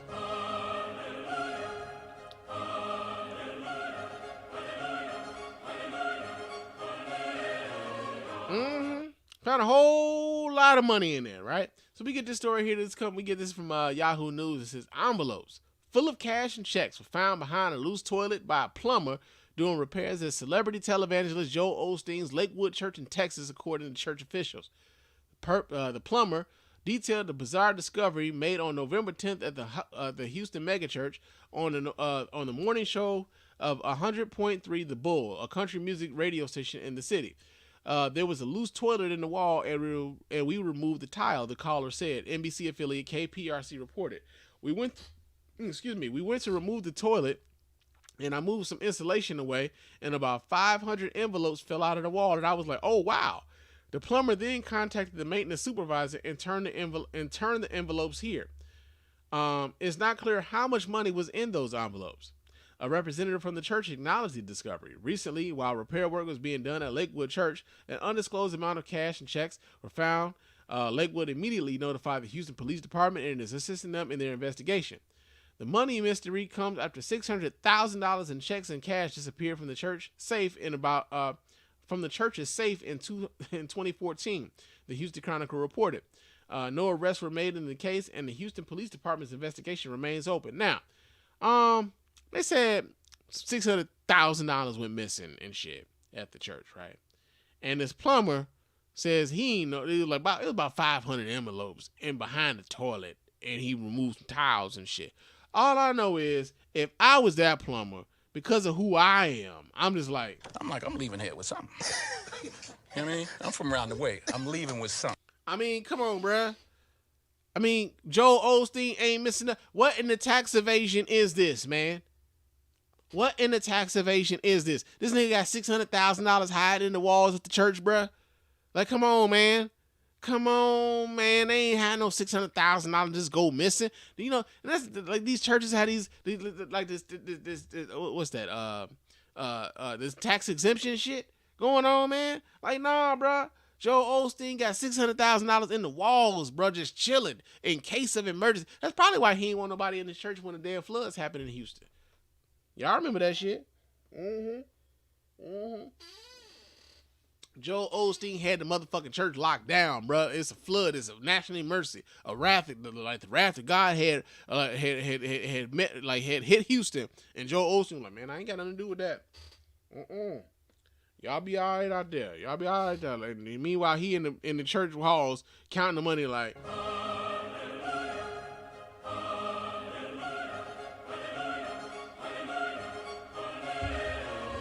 For real, man. $600,000, man. They found $600,000 behind a toilet. That is the richest toilet in the history of man, fam. The richest toilet in the history of man. They found it at Joel Osteen's church. Now, could you imagine though? Like, imagine being like a parishioner at the church, and you realize like, yo, man, like I sit in my tithes, man. I ain't even get like a record of that shit, bro. Like they did. They just like left. They just like posted my shit behind the toilet, bro. Like I don't even know how I feel about this. This motherfucker just like hoarding my money. Ain't that a bitch? I get this motherfucker by rent money, you know. But that's in Blue Blazers, y'all. Another story that's in Blue Blazers, man. And it also has to do with some money, man. People out here getting money out here, bruh. I need some of that shit. But apparently, like, they getting money in the wrong ways because Walmart said this lady had shoplifted about their store, right? And they went to court about it. And the jury didn't necessarily agree with Walmart and gave the lady that they had accused of stealing some shit. They gave that lady $2.1 million. Yeah, man. Oh man, one thing I was thinking about though, man. Can you imagine, like, being the motherfucking? Can you imagine being the manager and like they gave this lady $2.1 million after you accused this woman of like stealing from your store and shit, like, cause you know that like they be holding the managers responsible for that sort of stuff, right? And they sometimes they might even take that shit out of your check, like.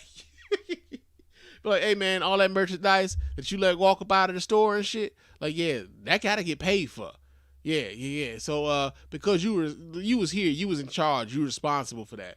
And I just know that motherfucker was just like, you know what, just God damn, like for real, man. Like y'all don't pay me enough to deal with this shit, right? But we read the story here. This comes out of yahoonews.com. It says an Alabama woman who says she was falsely arrested for shoplifting at a Walmart and then threatened by the company after her case was dismissed has been awarded $2.1 million in damages. A Mobile County jury on Monday ruled in favor of Leslie Nurse of Simmons, a news outlet reported. Nurse said in a lawsuit that she was stopped in November 2016 when trying to leave a Walmart with groceries she said she already paid for, according to AL.com. She said she used self-checkout, but the scanning device froze. Workers didn't accept her explanation, and she was arrested for shoplifting. First things first, right? Walmart, Target, Meijer, Kroger's. Fuck you in those goddamn self-checkout lanes, man. Fuck y'all. I don't work here. Let me say that again. I don't fucking work here. Right? How y'all, like, this is the thing, right? Y'all are counting on the public to be honest and to check out their own shit because y'all don't want to pay workers to actually check them out and shit. Y'all have two lanes where actual people are working, and then y'all anticipate that because people don't want to stand there and wait for these 1 or 2 people to actually check their shit out, well, they'll just go to the self-checkout lanes. Okay, so they go to the self-checkout lanes, and then the machine doesn't fucking work, and now you're accusing people of shoplifting. Hey, man, if you want the shit to get paid for, make sure that I get the people that I need to talk to so I can pay for the shit. This on you, B. This on you. I hate this shit, man. Like, for real, man. Like, we don't work for y'all, man.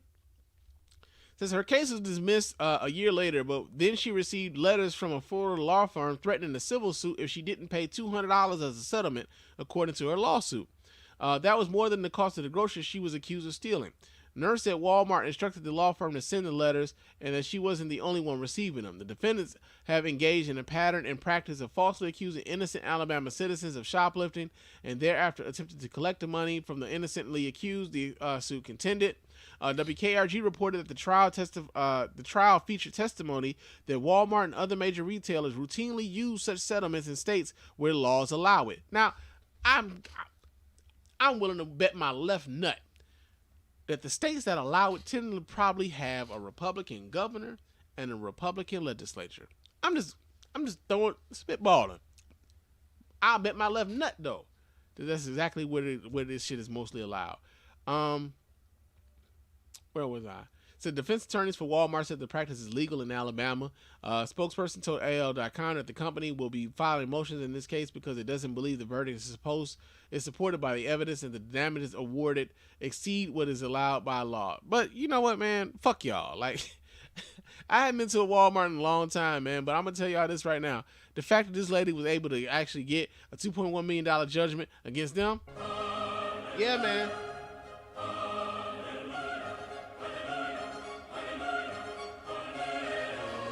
All I know is that manager is still like, what the fuck, y'all? God damn! God damn! God damn! What? Fuck! Yeah, man. That manager is pissed, bro. He's like, bro, like, I'm about to lose my job behind this shit. But that has been Blue Blazers, y'all. Whoops. Blue Blazers is going on out here. This nigga just say Blue Blazers. Now, it's been a while since I've been here, so we got a lot of shit to talk about. But y'all know, since I've been gone, there have been a lot of people who have really just been about this fucking around and finding out.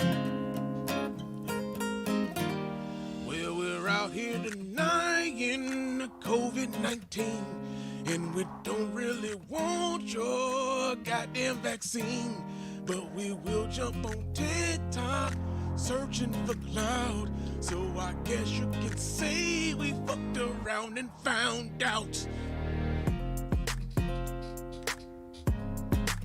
We fucked around and found out. Fuck around and find out. Oh, fuck around and find out. Yeah.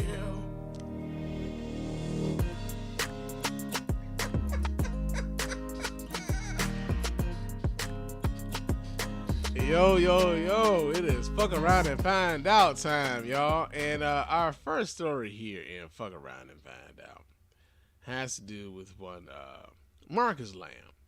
And the reason why Marcus Lamb isn't fuck around and find out is because Marcus Lamb was one of those people who is he was a COVID vaccine denier.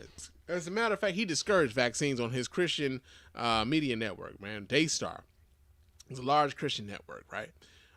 Well, he, told people not to get the vaccine, and discouraged it amongst his listeners and his viewers and everything. Well, he just fucked around and found out Marcus Lamb is dead. God damn! Yeah, man, he's dead. So we read the story here. This comes out of the WashingtonPost.com. This is Marcus Lamb, founder of the large Christian television network Daystar, died Tuesday after contracting the coronavirus. Lamb's network during the pandemic has made the virus a huge focus, calling it a satanic attack that should not be treated with vaccines. He was 64 years old. Daystar is the second largest Christian TV network in the world, according to the CBN News, a competitor reaching 2 billion people worldwide. Its brand is fluid, modern, charismatic faith. More about general good versus evil, miraculous healings, and religious freedom than any specific denominational theology. During the pandemic, Lamb and his network went in big with anti-vaccine conspiracy claims, hosting daily interviews with skeptics who talked about alleged dangerous, hidden forces pushing vaccines and stealing Christians' freedoms. One section of a Daystar webpage titled "Vaccines: The Unauthorized Truth" begins, "What if the most dangerous thing your child could face in life is the very thing that you're told by your doctor is safe?" That's crazy. There's no doubt in my mind that this is a spiritual attack from the enemy, Lamb's son, Jonathan, said on the network earlier this month about his father's COVID-19 bout. Relevant magazine reported Tuesday, talking about the alternative unfounded treatments his parents promoted. Jonathan Lamb said there's no doubt that the enemy is not happy about that, and he's doing everything he can to take down my dad. Yeah, the enemy is the one taking down your dad. Not the dumb shit y'all doing, it's the enemy. Oh my... Daystar spokesperson Arnold Torres declined to comment Tuesday on Lamb's career or his views on his illness before he died or whether he was vaccinated. The family asks that their privacy be respected as they grieve this difficult loss. Please continue to lift them up in prayer. Where, prayers are down for them. And, yo, man, I'm just saying, bro, like, we're a year into this shit. The fact that there are still people who are like listening to these charlatans, listening to these snake oil salesmen, losing their lives behind this because of the some of the craziness of the news that they're receiving from these people. Hey man, good riddance that this one purveyor of bad motherfucking information is no longer here. Now I know his network remains. There's only one can only hope that, like, after they lose, someone like that maybe they'll see, the error of their ways. But, we can't guarantee that, man. But, he fucked around and found out, man. He played the game, and he lost. And so he's no longer with us, man. Marcus Lamb dead at 60 something. He's gone. Another story that we got here in fuck around and find out. Has to do with a New Yorker. So there was a New Yorker who went to a restaurant in New York, tried to get served at this restaurant. Hi. Wait a second, let me pause that. But she tried to get served at this restaurant. Didn't want to be vaccinated, didn't want to wear a mask, and thought that she was going to be served in New York, despite the fact that it's the law that she be vaccinated to be served in a restaurant in New York. So we're going to pull this video up so you guys can kind of watch this lady's meltdown. We're going to watch this lady's meltdown every time when she doesn't get served. So let me pull this up so you guys can watch right along with your man. Here we go. Check this out, y'all. And we get this from Twitter. Yeah, we're going to just sit. Hi. Sweet in here. No cards asked. Speaking of which, she said no cards asked. And you know what though? Truthfully speaking, for all of these people who were talking about like the COVID-19 vaccine and the vaccine passports and all this other shit, I've been vaccinated for pretty much the better part of like most of this year. I think I got my first shot in March. I got my second shot in April. I got my booster shot in October. Not once in any establishment, whether it was a restaurant, whether it was a store, or any place I've been to, have they asked me for my vaccination card. Not once. I've never been asked for my vaccination card. So for all of these people who are talking about they're taking away your freedoms and shit, yo, man, they're not even asking for your goddamn card, bruh. They haven't been. They just haven't. And she's like, yo, man, they haven't even asked me for my card. She doesn't have a mask on in this restaurant. Nothing. And here's the other part I want people to be very aware of. This lady went into this restaurant looking for a confrontation. She was looking for this. She walked into that motherfucker filming. She wanted the smoke. She wanted the confrontation. And she thought she was going to get like one thing, and it turned out something different for her. And that's when her attitude changed. Sat down, guys. No cards asked. Everything without a fucking mask.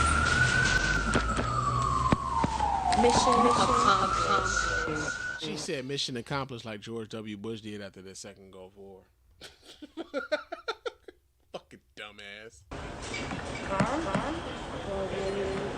For the card? Oh, we don't have a card. We don't have a card.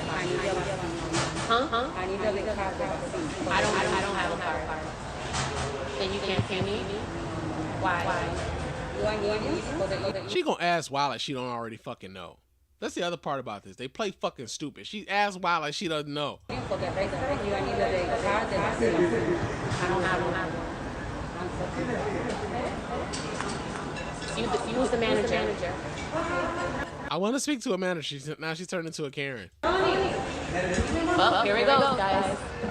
Here's the shit that I came here for to begin with. Right? Here it goes, guys. Like, you came here for this fucking confrontation. You knew exactly what was going to happen. Here we go. Those in the clear. Yep. I can't. No, you thought you were in the clear. Everybody else like, no, your dumbass about to like be straight up kicked the fuck up out of there. Believe you as a Latino, right? I'm a Latina. And hold up. So the other part about this, like, yo, you as a Latino, like you as a Latino, is not gonna like me as a Latina. You're gonna like do me like this because you're like, hey man, listen, you as a Latina isn't gonna keep this motherfucker from getting fined. You as a Latina isn't gonna keep this dude from maybe possibly losing his job. You aren't worth all of that. Like, damn, man. Like, why y'all be? Why? I'm trying to understand like why these people come to these other folks' jobs, expecting them somebody you don't fucking know also. Like, hey man, I'm just gonna risk my livelihood and shit for some strange ass woman that I don't know who's on social media recording the whole goddamn thing. Like, come on, man, what is wrong with these people? That you would even ask somebody for a card to sit down and eat. That's what they meant. It's wrong. It's fucking wrong.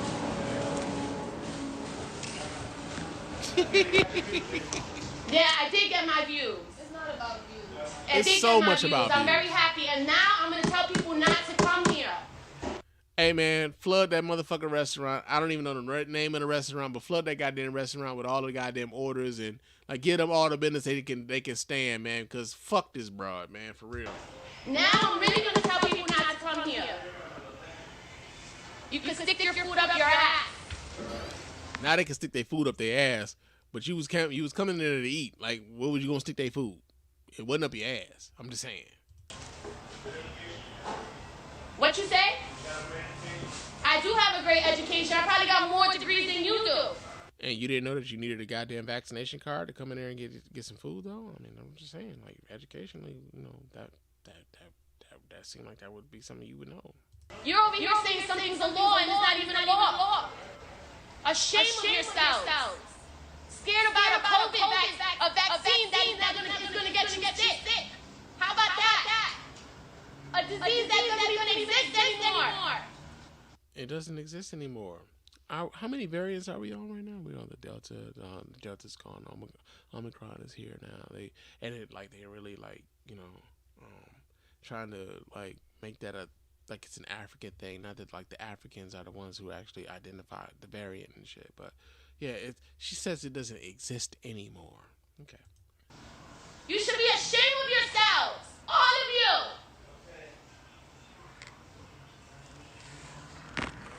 All of you should be ashamed of yourselves. How you treating people because they didn't get a fucking vaccine.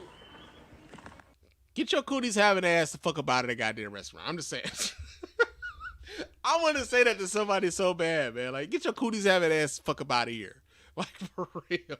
She wanted to be a martyr so goddamn bad, man. That's the other part about this, man. Like, yo, they want to be martyrs. Like, social media has really fucked up a lot of folks, man, for real. Like, one of the things that we've learned about the way people use social media and how, like, we get the confirmation biases and things that a lot of folks are, like, kind of yearning for. Everybody's kind of looking for their own tribes and shit. but they are looking for the validation from a bunch of strangers, right? It's kind of weird when you think about it. Like, but she went into a restaurant live streaming to probably a bunch of folks who don't know her, hopefully, or hoping that she would get this very same reaction and hoping that she would get some level of support because she has a certain point of view, and she's hoping that these people online who aren't necessarily in her life but are very real to her are going to give her, like, are going to support her in this movement. But hey, in real life, they can't do shit for you. And she's trying to appeal to this guy's cultural allegiance and shit. And he's like, yeah, man, like, real talk, I got a business to run. I got mouths to feed, mine especially. I don't have time for this shit. And it's just weird, like, just kind of like how, like, it's kind of weird to watch how the fringe elements of social media kind of become more and more mainstream. I remember I did a video on YouTube years ago called the mainstreaming of fringe ideas and shit. And this goes way back to when, like, Barack Obama was becoming or was running for president of the United States. And I'm sorry, not even when he was running, when the Tea Party became a real thing, and how often they would use, like, fringe ideas to, like, kind of besmirch the character of Barack Obama. This goes back to, like, 2008, 2009, 2010. So to see what's happening then and how we, like, kind of move forward now and, like, how mainstream a lot of these views have become, man, it's wild to kind of, like, witness and be old enough to have witnessed a lot of this shit. So, yeah, man, she went to a New York restaurant and the rules are the rules. She got met with the rules. She wasn't happy about it. But that's in fuck around and find out, because she sure as shit fucked around and found out. Another story that we got here in fuck around and find out has to do with the fact that there was a dude in Austria, an Austrian man, decided he was going to fuck around and find out. He went to a COVID party, right? They're having COVID parties. So there's a lot of people who believe that, like, you know what, or the best way and like to combat the COVID-19 is to have a COVID party. We're gonna boost up our natural immunity, right? Yeah, so he went to this COVID-19 party and he contracted the COVID-19. And y'all know what? He did. God damn! Yeah, man, we get the story here. This comes out of Newsweek. It says an Austrian man who went to an Italian coronavirus party in an apparent bid to build immunity against COVID-19 has died from the virus, according to local media reports. The 55-year-old died in Austria last week after contracting the virus. Similar parties are now prevalent in the Italian city of Bolzano and elsewhere across the province of South Tyrol. Rai Alto Adige reported, citing Patrick Franzoni, deputy coordinator of a COVID unit in the city. Franzoni said he and colleagues were aware that some young people are deliberately attempting to catch COVID-19 with the ultimate goal of obtaining a green pass without being vaccinated against COVID-19. Green passes were first introduced in Italy in August and were made mandatory for the workplace last month. The certificates are obtained by either being fully vaccinated against COVID-19 or naturally recovering from the virus within the past 6 months. Listen, I swear, that's the dumbest shit I've ever heard, bruh. Make it make sense to me. So, you are willing to take the chance of contracting a virus, contracting a disease that has killed millions across the world, on the off chance that, like, yo, man, I will survive it and then I will get immunity from it, as opposed to getting a vaccine that hasn't killed millions across the world and protecting yourself from said virus and still being able to go and get to work. Like, make it make sense, bruh. Like, come on, man. Like, I swear, man, my faith in humanity isn't necessarily the highest right now. I think we were finding out that, like, people are absolutely fucking dumb. Like, seriously. But come on, man. Like, Jesus Christ. It says we have received more than one account from doctors of patients who admitted to having been infected on purpose, he said, according to the news outlet. They do this to develop antibodies and to obtain the green pass without vaccination. There are long-term consequences, and even young people can end up in the hospital. From December 6th, Italy will require the health pass for access to cinemas, theaters, gyms, nightclubs, ski lifts, and the stadiums, and indoor dining at restaurants and bars. So you willing to get the virus as opposed to getting the shot? I swear, man. And explaining the concept of coronavirus parties, Franzoni said at least one attendee is infected with COVID-19, and other partygoers deliberately try to catch the disease from that individual. They do so not realizing that the virus is also dangerous in children and young people. The prosecutor's office in Bolzano has reportedly opened an investigation into the super spreader events, according to the Independent. All I'm going to say is this here, man, is that apparently the parties work, but in working, that just also means that it works in the sense that, like, yo, it works in the sense that you just gonna come up dead. Okay, I see you choosing the hard way. Yeah, you doing the hard way, and it's just dumb and just... What the fuck, y'all? God damn! God damn! God damn!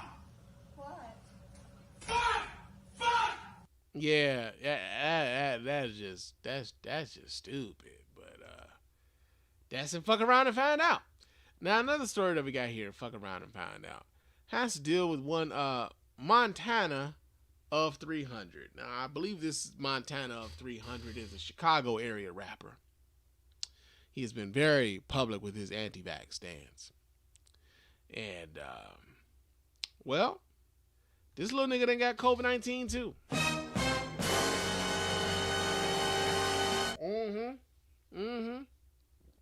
Yeah, man.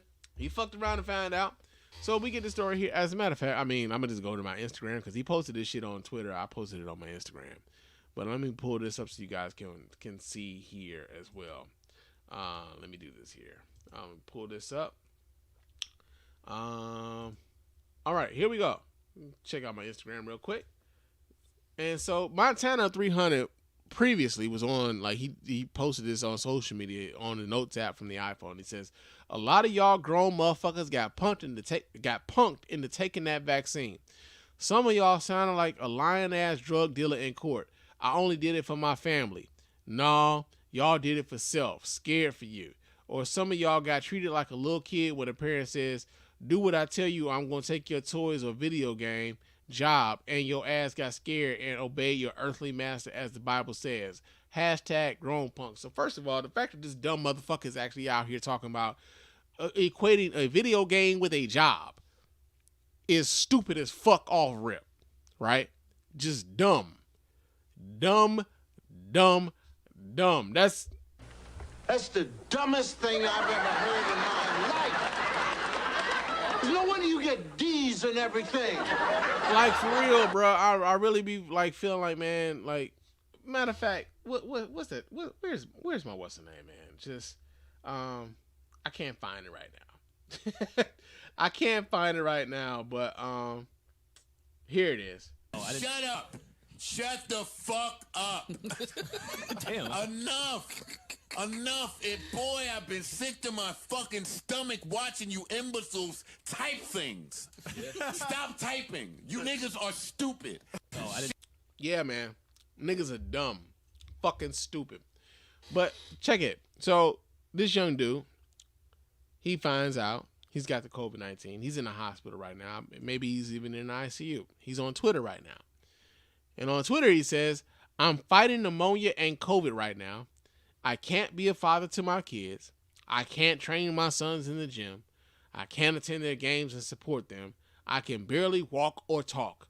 I'm fighting for my life right now, so y'all bear with me and pray for me. This nigga's out here soliciting prayers after talking cash shit about people who did the smart thing and got fucking vaccinated. You dumbass. You fucking dumbass. Now, listen, man. Y'all gonna pray for the young dude? Pray for the young dude.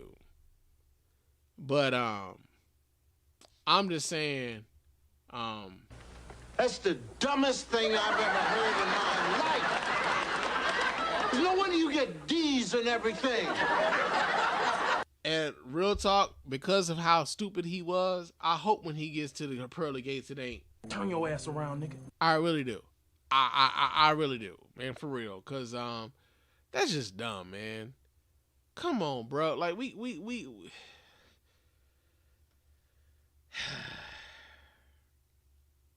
There's too many people out here really willing to fuck around and find out.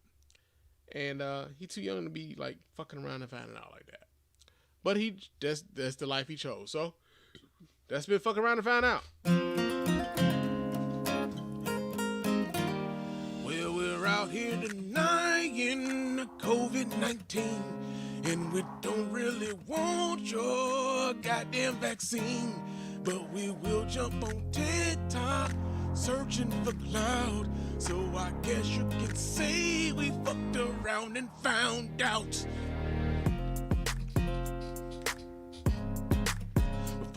Found out. Fuck around and find out. Oh, fuck around and find out. Yeah.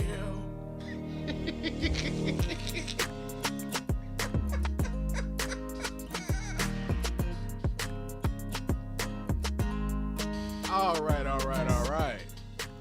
Shout out to my man William Chambers in the chat room, man. He's like, that country thing gets me every time. Hey, listen, bro. I was feeling myself on that day. I was kind of feeling it, bro. It hit right where I needed it to be. Right where I needed it to be. But appreciate you enjoying that. And also, got somebody else in the chat room. J Spec IV says they didn't even ask her to leave until she started swearing. Listen, she went in there. She went in there asking for the smoke, man. She wanted the smoke, and that's why she came there in the first place. That's the tripped out part. They come in there for the smoke to begin with. Like, a lot of these folks are just out here on the bullshit, bruh. But it is what it is, man. But y'all know what time it is. That I'm proud to be an American, where at least I know I'm free. Yeah, that's enough of that shit. It's proud to be an American time here at the Spann Report podcast, man. And our first story here in Proud to be an American. As a matter of fact, hold on a second. Let me pull some of these damn tabs down. I got too many tabs up here. Jesus, Spann. What are you doing? Come on, bro. Okay. All right. Let's stop sharing that. All right. So, proud to be an American time here. And our first story here in Proud to be an American has to do with the fact that the Republican Party is now boosting benefits, right? They're boosting benefits for workers who quit their jobs over the COVID-19 vaccines. God damn! Yeah, so we get the story here. This comes out of The Guardian. It says that 4 states, Iowa, Tennessee, Florida, and Kansas, have changed their rules on unemployment to include people who have been terminated or who have chosen to leave their jobs because of their employer's vaccine policies. The partisan divide is striking. Ann Paxson, staff attorney and policy director for the Unemployment Law Project in Washington State, told The Guardian, "It's very hard to regard this particular move as being based on anything much more than political reasons." The development also comes as the new Omicron variant has emerged, triggering concerns that the strain could already be inside the U.S. If so, it will likely see a new spike in infections in America. There are 30 states with Republican-led legislatures that could follow suit. "I would be very surprised if it stopped at this 4, Paxton said. Missouri has contemplated similar laws, while states like Maryland are considering mitigating factors around unemployment and vaccine rules. Some Democrat states, on the other hand, have said that leaving a job because of mandates will disqualify former employees from these benefits unless they have demonstrated exemptions. Partisanship continues to be a sharp dividing line in vaccine attitudes. The Kaiser Family Foundation reported in October, with 90% of Democrats and 61% of Republicans saying they have gotten at least one dose. Only 5% of unvaccinated workers said they have left a job over mandates, and unemployment is dropping swiftly across the country. Unemployment benefits are not equivalent to full-time wages. Dorit Rice, professor of law at University of California UC Hastings College of Law, pointed out, but rules like these may form an incentive against vaccination. It's like offering a financial benefit for not vaccinating, Reese told the Guardian.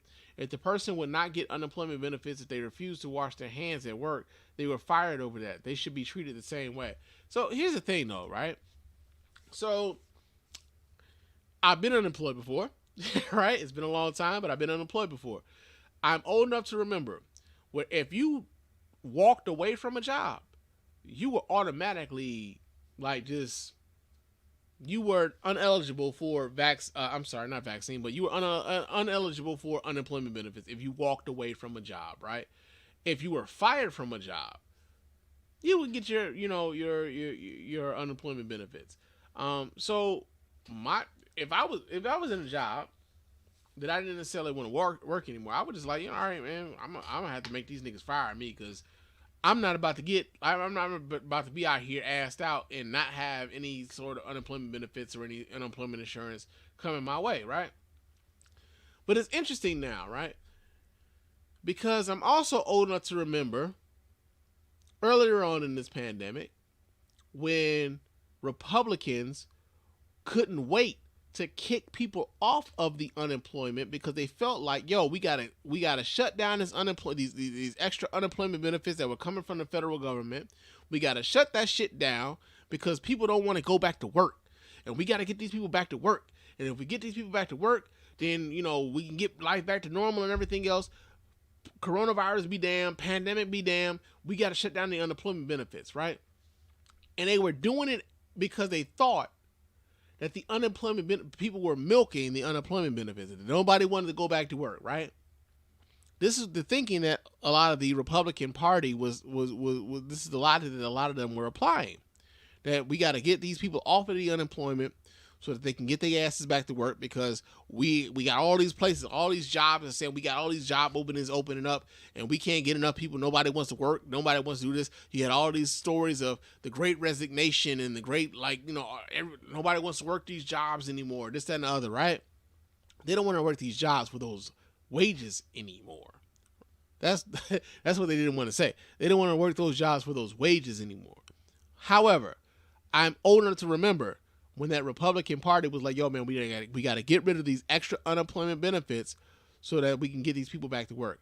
And so now we have a lot of these people who don't want to get vaccinated, who are going to be incentivized to not get vaccinated by these same Republicans who couldn't wait to take away the unemployment benefits from folks who were waiting or who were trying to get a job that, I don't know, maybe better suited them as a worker, right?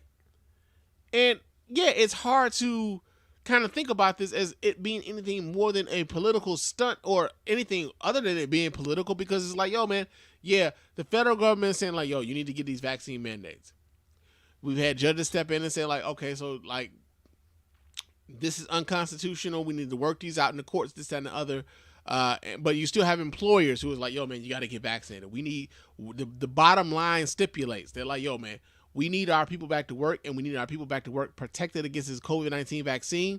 And if you don't want to get that, get the fuck out of here or pay for your own goddamn testing every week and everything else, right? It's just interesting how the same party who couldn't wait to take unemployment benefits away from the vast majority of folks who were on unemployment because they thought they were milking it are willing to change the rules when it concerns vaccine mandates. And the other part about it is this. I can remember when the whole mask mandates thing became something that folks were really up in arms about. When it became clear that minority communities were being disproportionately affected by the COVID-19 not the vaccine, but the COVID-19 pandemic.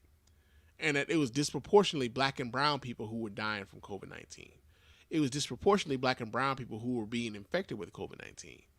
How suddenly our communal attitude about flattening the curve and getting past this pandemic became a thing of, well, that's something that the poor people are dealing with.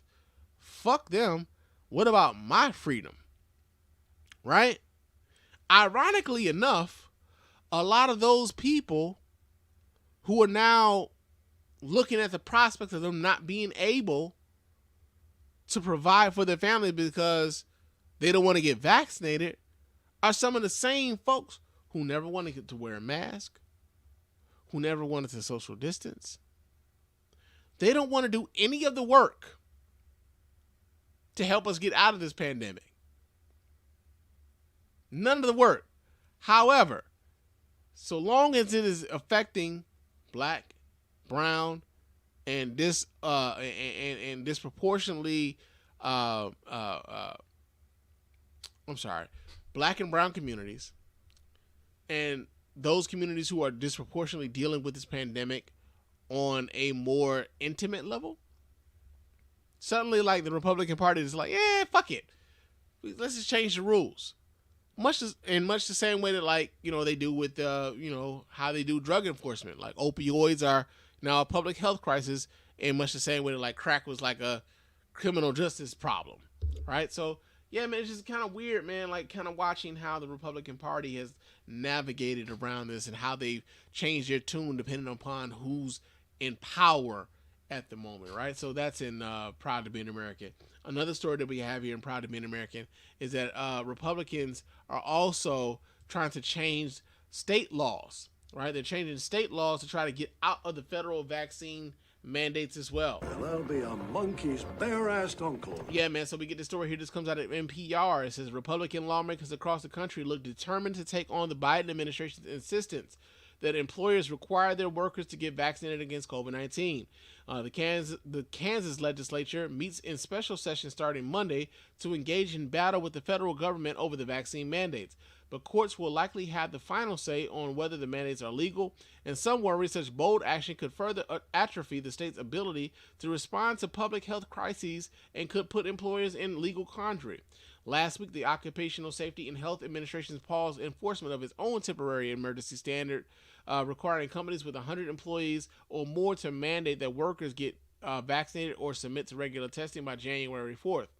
Now that the rule is in legal limbo, it's unlikely the Republicans who dominate the legislature in Kansas will abandon its plans to give workers the freedom to dodge the mandates. We're going to let the Biden administration force businesses to play God or doctor and determine whether a religious or medical exemption is valid or not, Republican Senate President Ty Masters said in a statement announcing the session. We're going to trust individual Kansas. Kansas drafted legislation mirrors a new law passed in Iowa that expands an individual's ability to refuse the vaccine and keep their job or get unemployment benefits. Conservative lawmakers in Florida, Iowa, Kentucky, Tennessee, Wyoming, and North Dakota have already completed special sessions and passed bills aimed at nullifying new federal mandates. So, yo, man, they don't give a fuck about whether or not we get out of this pandemic or not. They just don't. And it's high time that we just recognize that. And I feel sorry. Here's the thing. I feel sorry for the people who live in those states, who have some level of common sense, who also understand that I am a minority in a minority, I am a minority who lives in a state that has a minority party who's in the majority. And what I mean by that is the vast majority of the American populace doesn't really fuck with the Republican Party that way in its current, incarnation. The vast majority of the American population doesn't. If you look at the last few presidential, if you look at the last 30 years of presidential politics and how the American people have voted, overwhelmingly, they have voted for Democratic presidential candidates. As a matter of fact, there's only been 2 presidential candidates who were Republican who got the majority of the popular vote, and that was Ronald Reagan, I believe, in 1984, and George W. Bush in 2004, right? And yet, a lot of these states have Republican legislatures.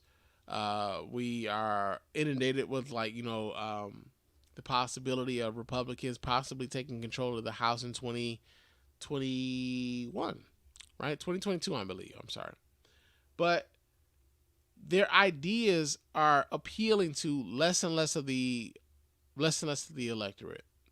And in many of these Republican-controlled states, although they are the majority in those states, they represent fewer and fewer Americans, because most Americans don't live in those fucking states. There's a lot of like land in those states, not necessarily people. And so for the people who are living in those states, I feel sorry for them. The people who have common sense anyway. The people who are living in those states, I really, really, really feel bad for them, because they have to like bear the brunt of a lot of this. And so it's one of those things, man. It's like, yo, proud to be an American is an oxymoron, because by and large, man, Americans are fucking dumb, man. Like, I'm sorry, man. We are not the brightest nation in the world, man. We're just not. And every day we have example after example that shows us that we aren't exactly the shining city on a hill that Ronald Reagan once spoke about. But yo, man, that's I'm proud to be an American. Another story that we have here, I'm proud to be an American, because we're going to talk about Detroit here for a second. Apparently there's a lot of folks who are being scammed into believing that they are renting their own homes, only to find out that the people that they are paying their rent to isn't really a landlord at fucking all. Yeah, man, so there's video attached to this. I'm going to pull this video up so you guys can watch right along with your man Spann. Hold on just a second as I pull this video up. Hold on. Let me do this here.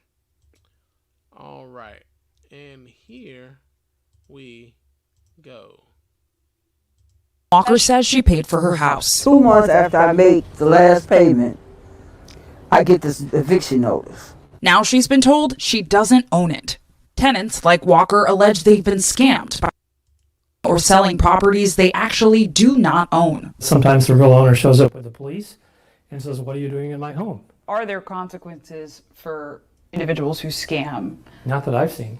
Initially reported on by NBC's Aaron Einhorn in collaboration with Outlier Media. Cases include scammers collecting rent on foreclosed houses, renting vacant houses, or scammers filing false deeds and making fake sales. In Walker's case, she says she entered a rent-to-own lease agreement in 2019 with an option to buy. A big milestone for the 65-year-old, previously experiencing homelessness and battling drug addiction. I was running around the house all happy, calling everybody, yeah, I made the last payment. She says upon move-in, there was no furnace or water heater and a basement filled with sewage. How high was the water in the basement? Okay, take a look at the side. Oh, wow, that's like an exact example. So she renovated the home with money from savings and disability. Walker says she earned about $700 a month and paid $550 a month in rent to a man named Derek who said he owned the house, though his last name was redacted from a copy of the property deed he gave Walker. When did things start going wrong? 2 months after I made the final payment. Walker made her final payment April 2021, but when she asked for the original deed, Derek eventually stopped responding. He was not the owner. Wayne County documents show RHMS Group bought the house for $8,500 at an auction in 2017. The group sold to Bacafe LLC, which ultimately filed Walker's eviction notice. In response, the lawyer for the company said, in part, the companies do not know who Derek is, and, quote, he had no authority from our clients to lease out or sell the property. The Detroit Police Department saying, in part, scammers are often not held accountable because they, quote, use fake identities, do not provide written leases, and use a middleman to commit a crime. Now, the grandmother of two faces virtual eviction hearings. But it's not just her. As more houses face foreclosure, Phillips says more tenants are at risk. In the biggest way, it's hit those communities that are more on the lower income. 35% of Detroit residents live below the poverty line, leaving traditional pathways to homeownership out of reach, according to housing experts. Unless scammers are identified and prosecuted, advocates like Phillips say nothing will change. In response to the allegations, Wayne County Prosecutor's Office said, in part, that they sympathized with Ms. Walker's case, but that the county's mortgage and deed fraud unit did not receive a warrant request for this case. Walker's case currently remains in civil court. Now, with the federal eviction moratorium over, tens of thousands in Detroit are set to go through eviction proceedings, including June Walker, awaiting her final verdict in January. Well, when I talked with the attorney last night, she said that we just needed to survive today. Do you feel like you survived? I know we have. But it's not just about me. I think and wonder how many people have been through this. How many people just in Detroit alone have been played like that, man. Zinkley joins us now. And Zinkley, we got to give a shout out to Aaron Einhorn, our colleague here at NBC. Okay. Yeah, man.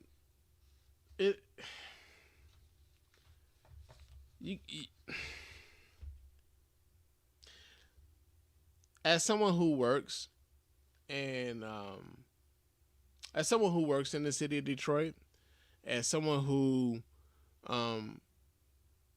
has to service a lot of the homes in the city of Detroit, you feel for a lot of these folks because they feel like they're doing they think they're doing they think and they feel like they're doing the right thing, and they're being taken advantage of. And unfortunately, like, one thing I kind of wonder about, right, is like these folks who are investing in the city of Detroit, investing somewhat, who see a story like this and are still like, nah, fuck that, we got to kick this lady up out of this house, despite the fact that this woman has spent all of this money and like in renovating this home and making this home livable. It wasn't like that. We weren't investing any of this money into this home. We weren't like renovating this home. I mean, we got plans for this home. We bought this home, but like this woman was taken advantage of. And the fact that she's dealing with eviction proceedings right now, like, is, I don't know, like, it's unconscionable to me.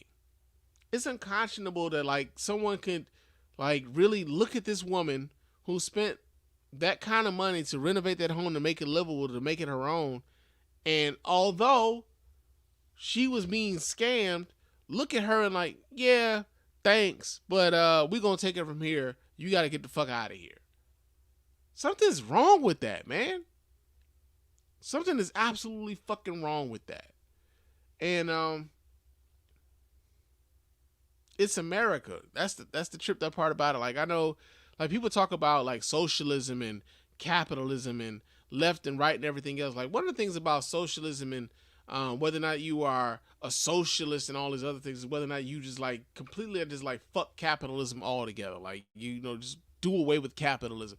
Most Americans aren't really ready to do away with capitalism altogether. But it's things like this that would make you think like, man, I don't know, man. Like, if you willing to like put an older lady out of her home after she spent all of this money renovating this home and making it her own, only for you to like, kick her out and put somebody else in who you think has more money, I don't know, man. It's something wrong in that. There's something wrong in that, and there's something wrong with how we doing shit here. And that's proud to be an American. Another story that we have here, and proud to be an American, has to deal with the fact that so debt collectors, man, can now hit you up on fucking social media. You are not allowed. Well, some of y'all have been like blocking their phone calls, man. So they gotta reach out to you in some sort of motherfucking way, man. But we get this story here. This also comes out of NBC News. And we read this story here. It says that debt collectors can now use social media to send direct messages to borrowers who owe, the Consumer Financial Protection Bureau has ruled. The agency says that the updated rule, proposed last year and enacted this week, will clarify part of the Fair Debt Collection Practices Act, which governs the way agents may reach the indebted in order to collect. The FDCPA's definition of communication includes newer electronic media such as email, text messaging, and social media. However, the final rule includes strict guidelines governing how a debt collector can reach out to platforms like Facebook, Instagram, and Twitter. First, their messages must be private. None of your Facebook or Instagram friends should be able to see it, that agency said. Second, they have to tell you that they are who they are. If a debt collector attempts to send you a private message requesting to add you as a friend or a contact, the debt collector must identify themselves as a debt collector. The debt collector's message must include a way to opt out of receiving additional messages on electronic media, like an email, text, or social media direct message, the Bureau said. The rule clarifies that before a collector can report a defaulted debt to a credit agency, They must either speak to the borrower in person, by telephone, or wait at least 14 days after sending a letter or electronic communication, including social media message, before proceeding with reporting. The CFPB wrote the change clarifies how debt collectors can communicate with you, including what information they're required to provide at the outset of a collection about a debt, your rights in debt collection, and how you can exercise those rights. I'm going to give y'all some game right now, man, when it comes to debt collections. I'm going to tell y'all this. Tell them motherfuckers, whatever you have for me, send it in the mail. I'm not talking to you over no goddamn social media. I'm not talking to you over no goddamn phone. Whatever you have for me, send it through the mail. Now, a lot of times, man, what a lot of these debt collectors will do is that they will like, yo, man, so tell us what your address is so that we can verify that you the right. Yeah. They will do that all the time. And most of the times when they're doing it, they're just trying to verify information to verify that you are the one that owes it. Like, yeah, if I owe this debt, you already have that information. I ain't verifying a motherfucking thing. Send it to me in the mail. Don't call me no more. Don't contact me through no motherfucking email. Don't hit me up to no goddamn Facebook. Don't hit me up to no goddamn Twitter. Send it in the mail. And if it's legit, they'll send that shit in the mail.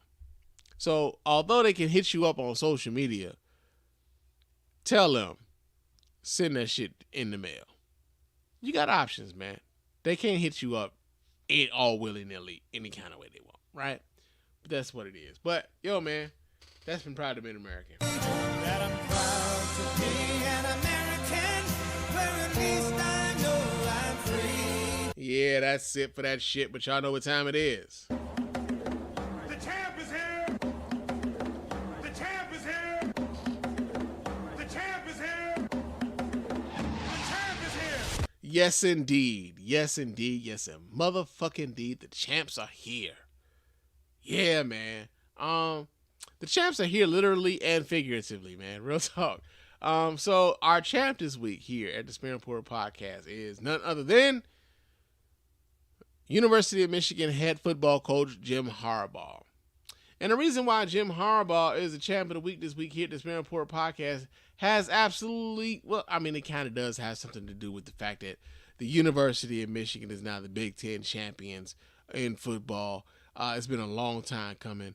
We beat that Ohio team, and we beat the brakes off of that Iowa team in the Big Ten championship game, right?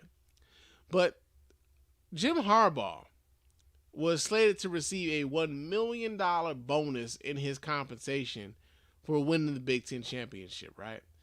But what Jim Harbaugh decided to do was, instead of just taking the money, Jim Harbaugh decided to donate his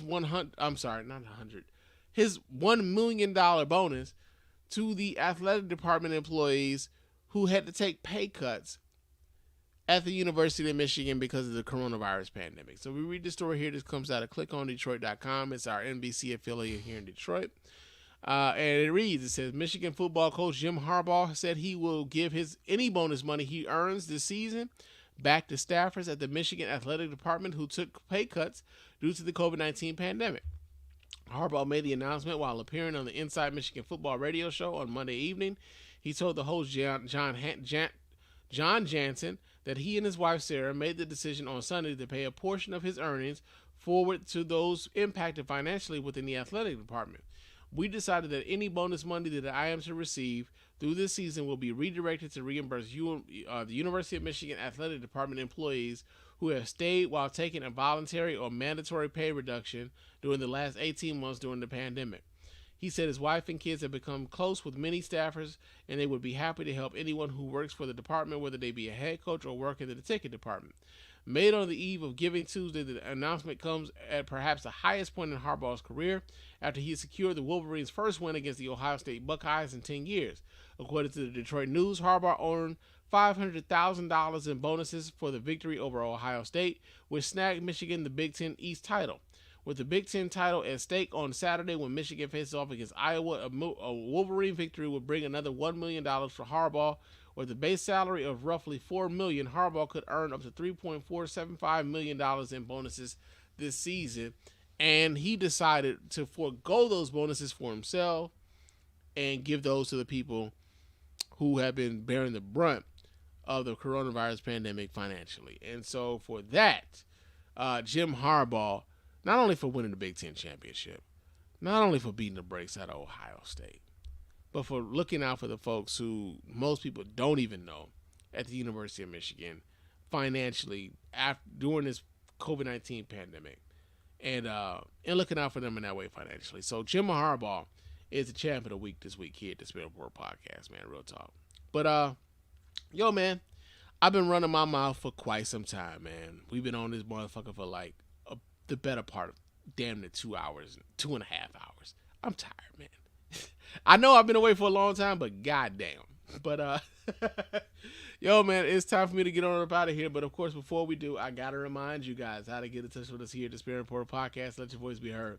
Go ahead and hit up that hotline, area code 313-288-0485. That's area code 313-288-0485. Leave us those voicemail messages, and of course, those messages will get replayed here and responded to here live on the show.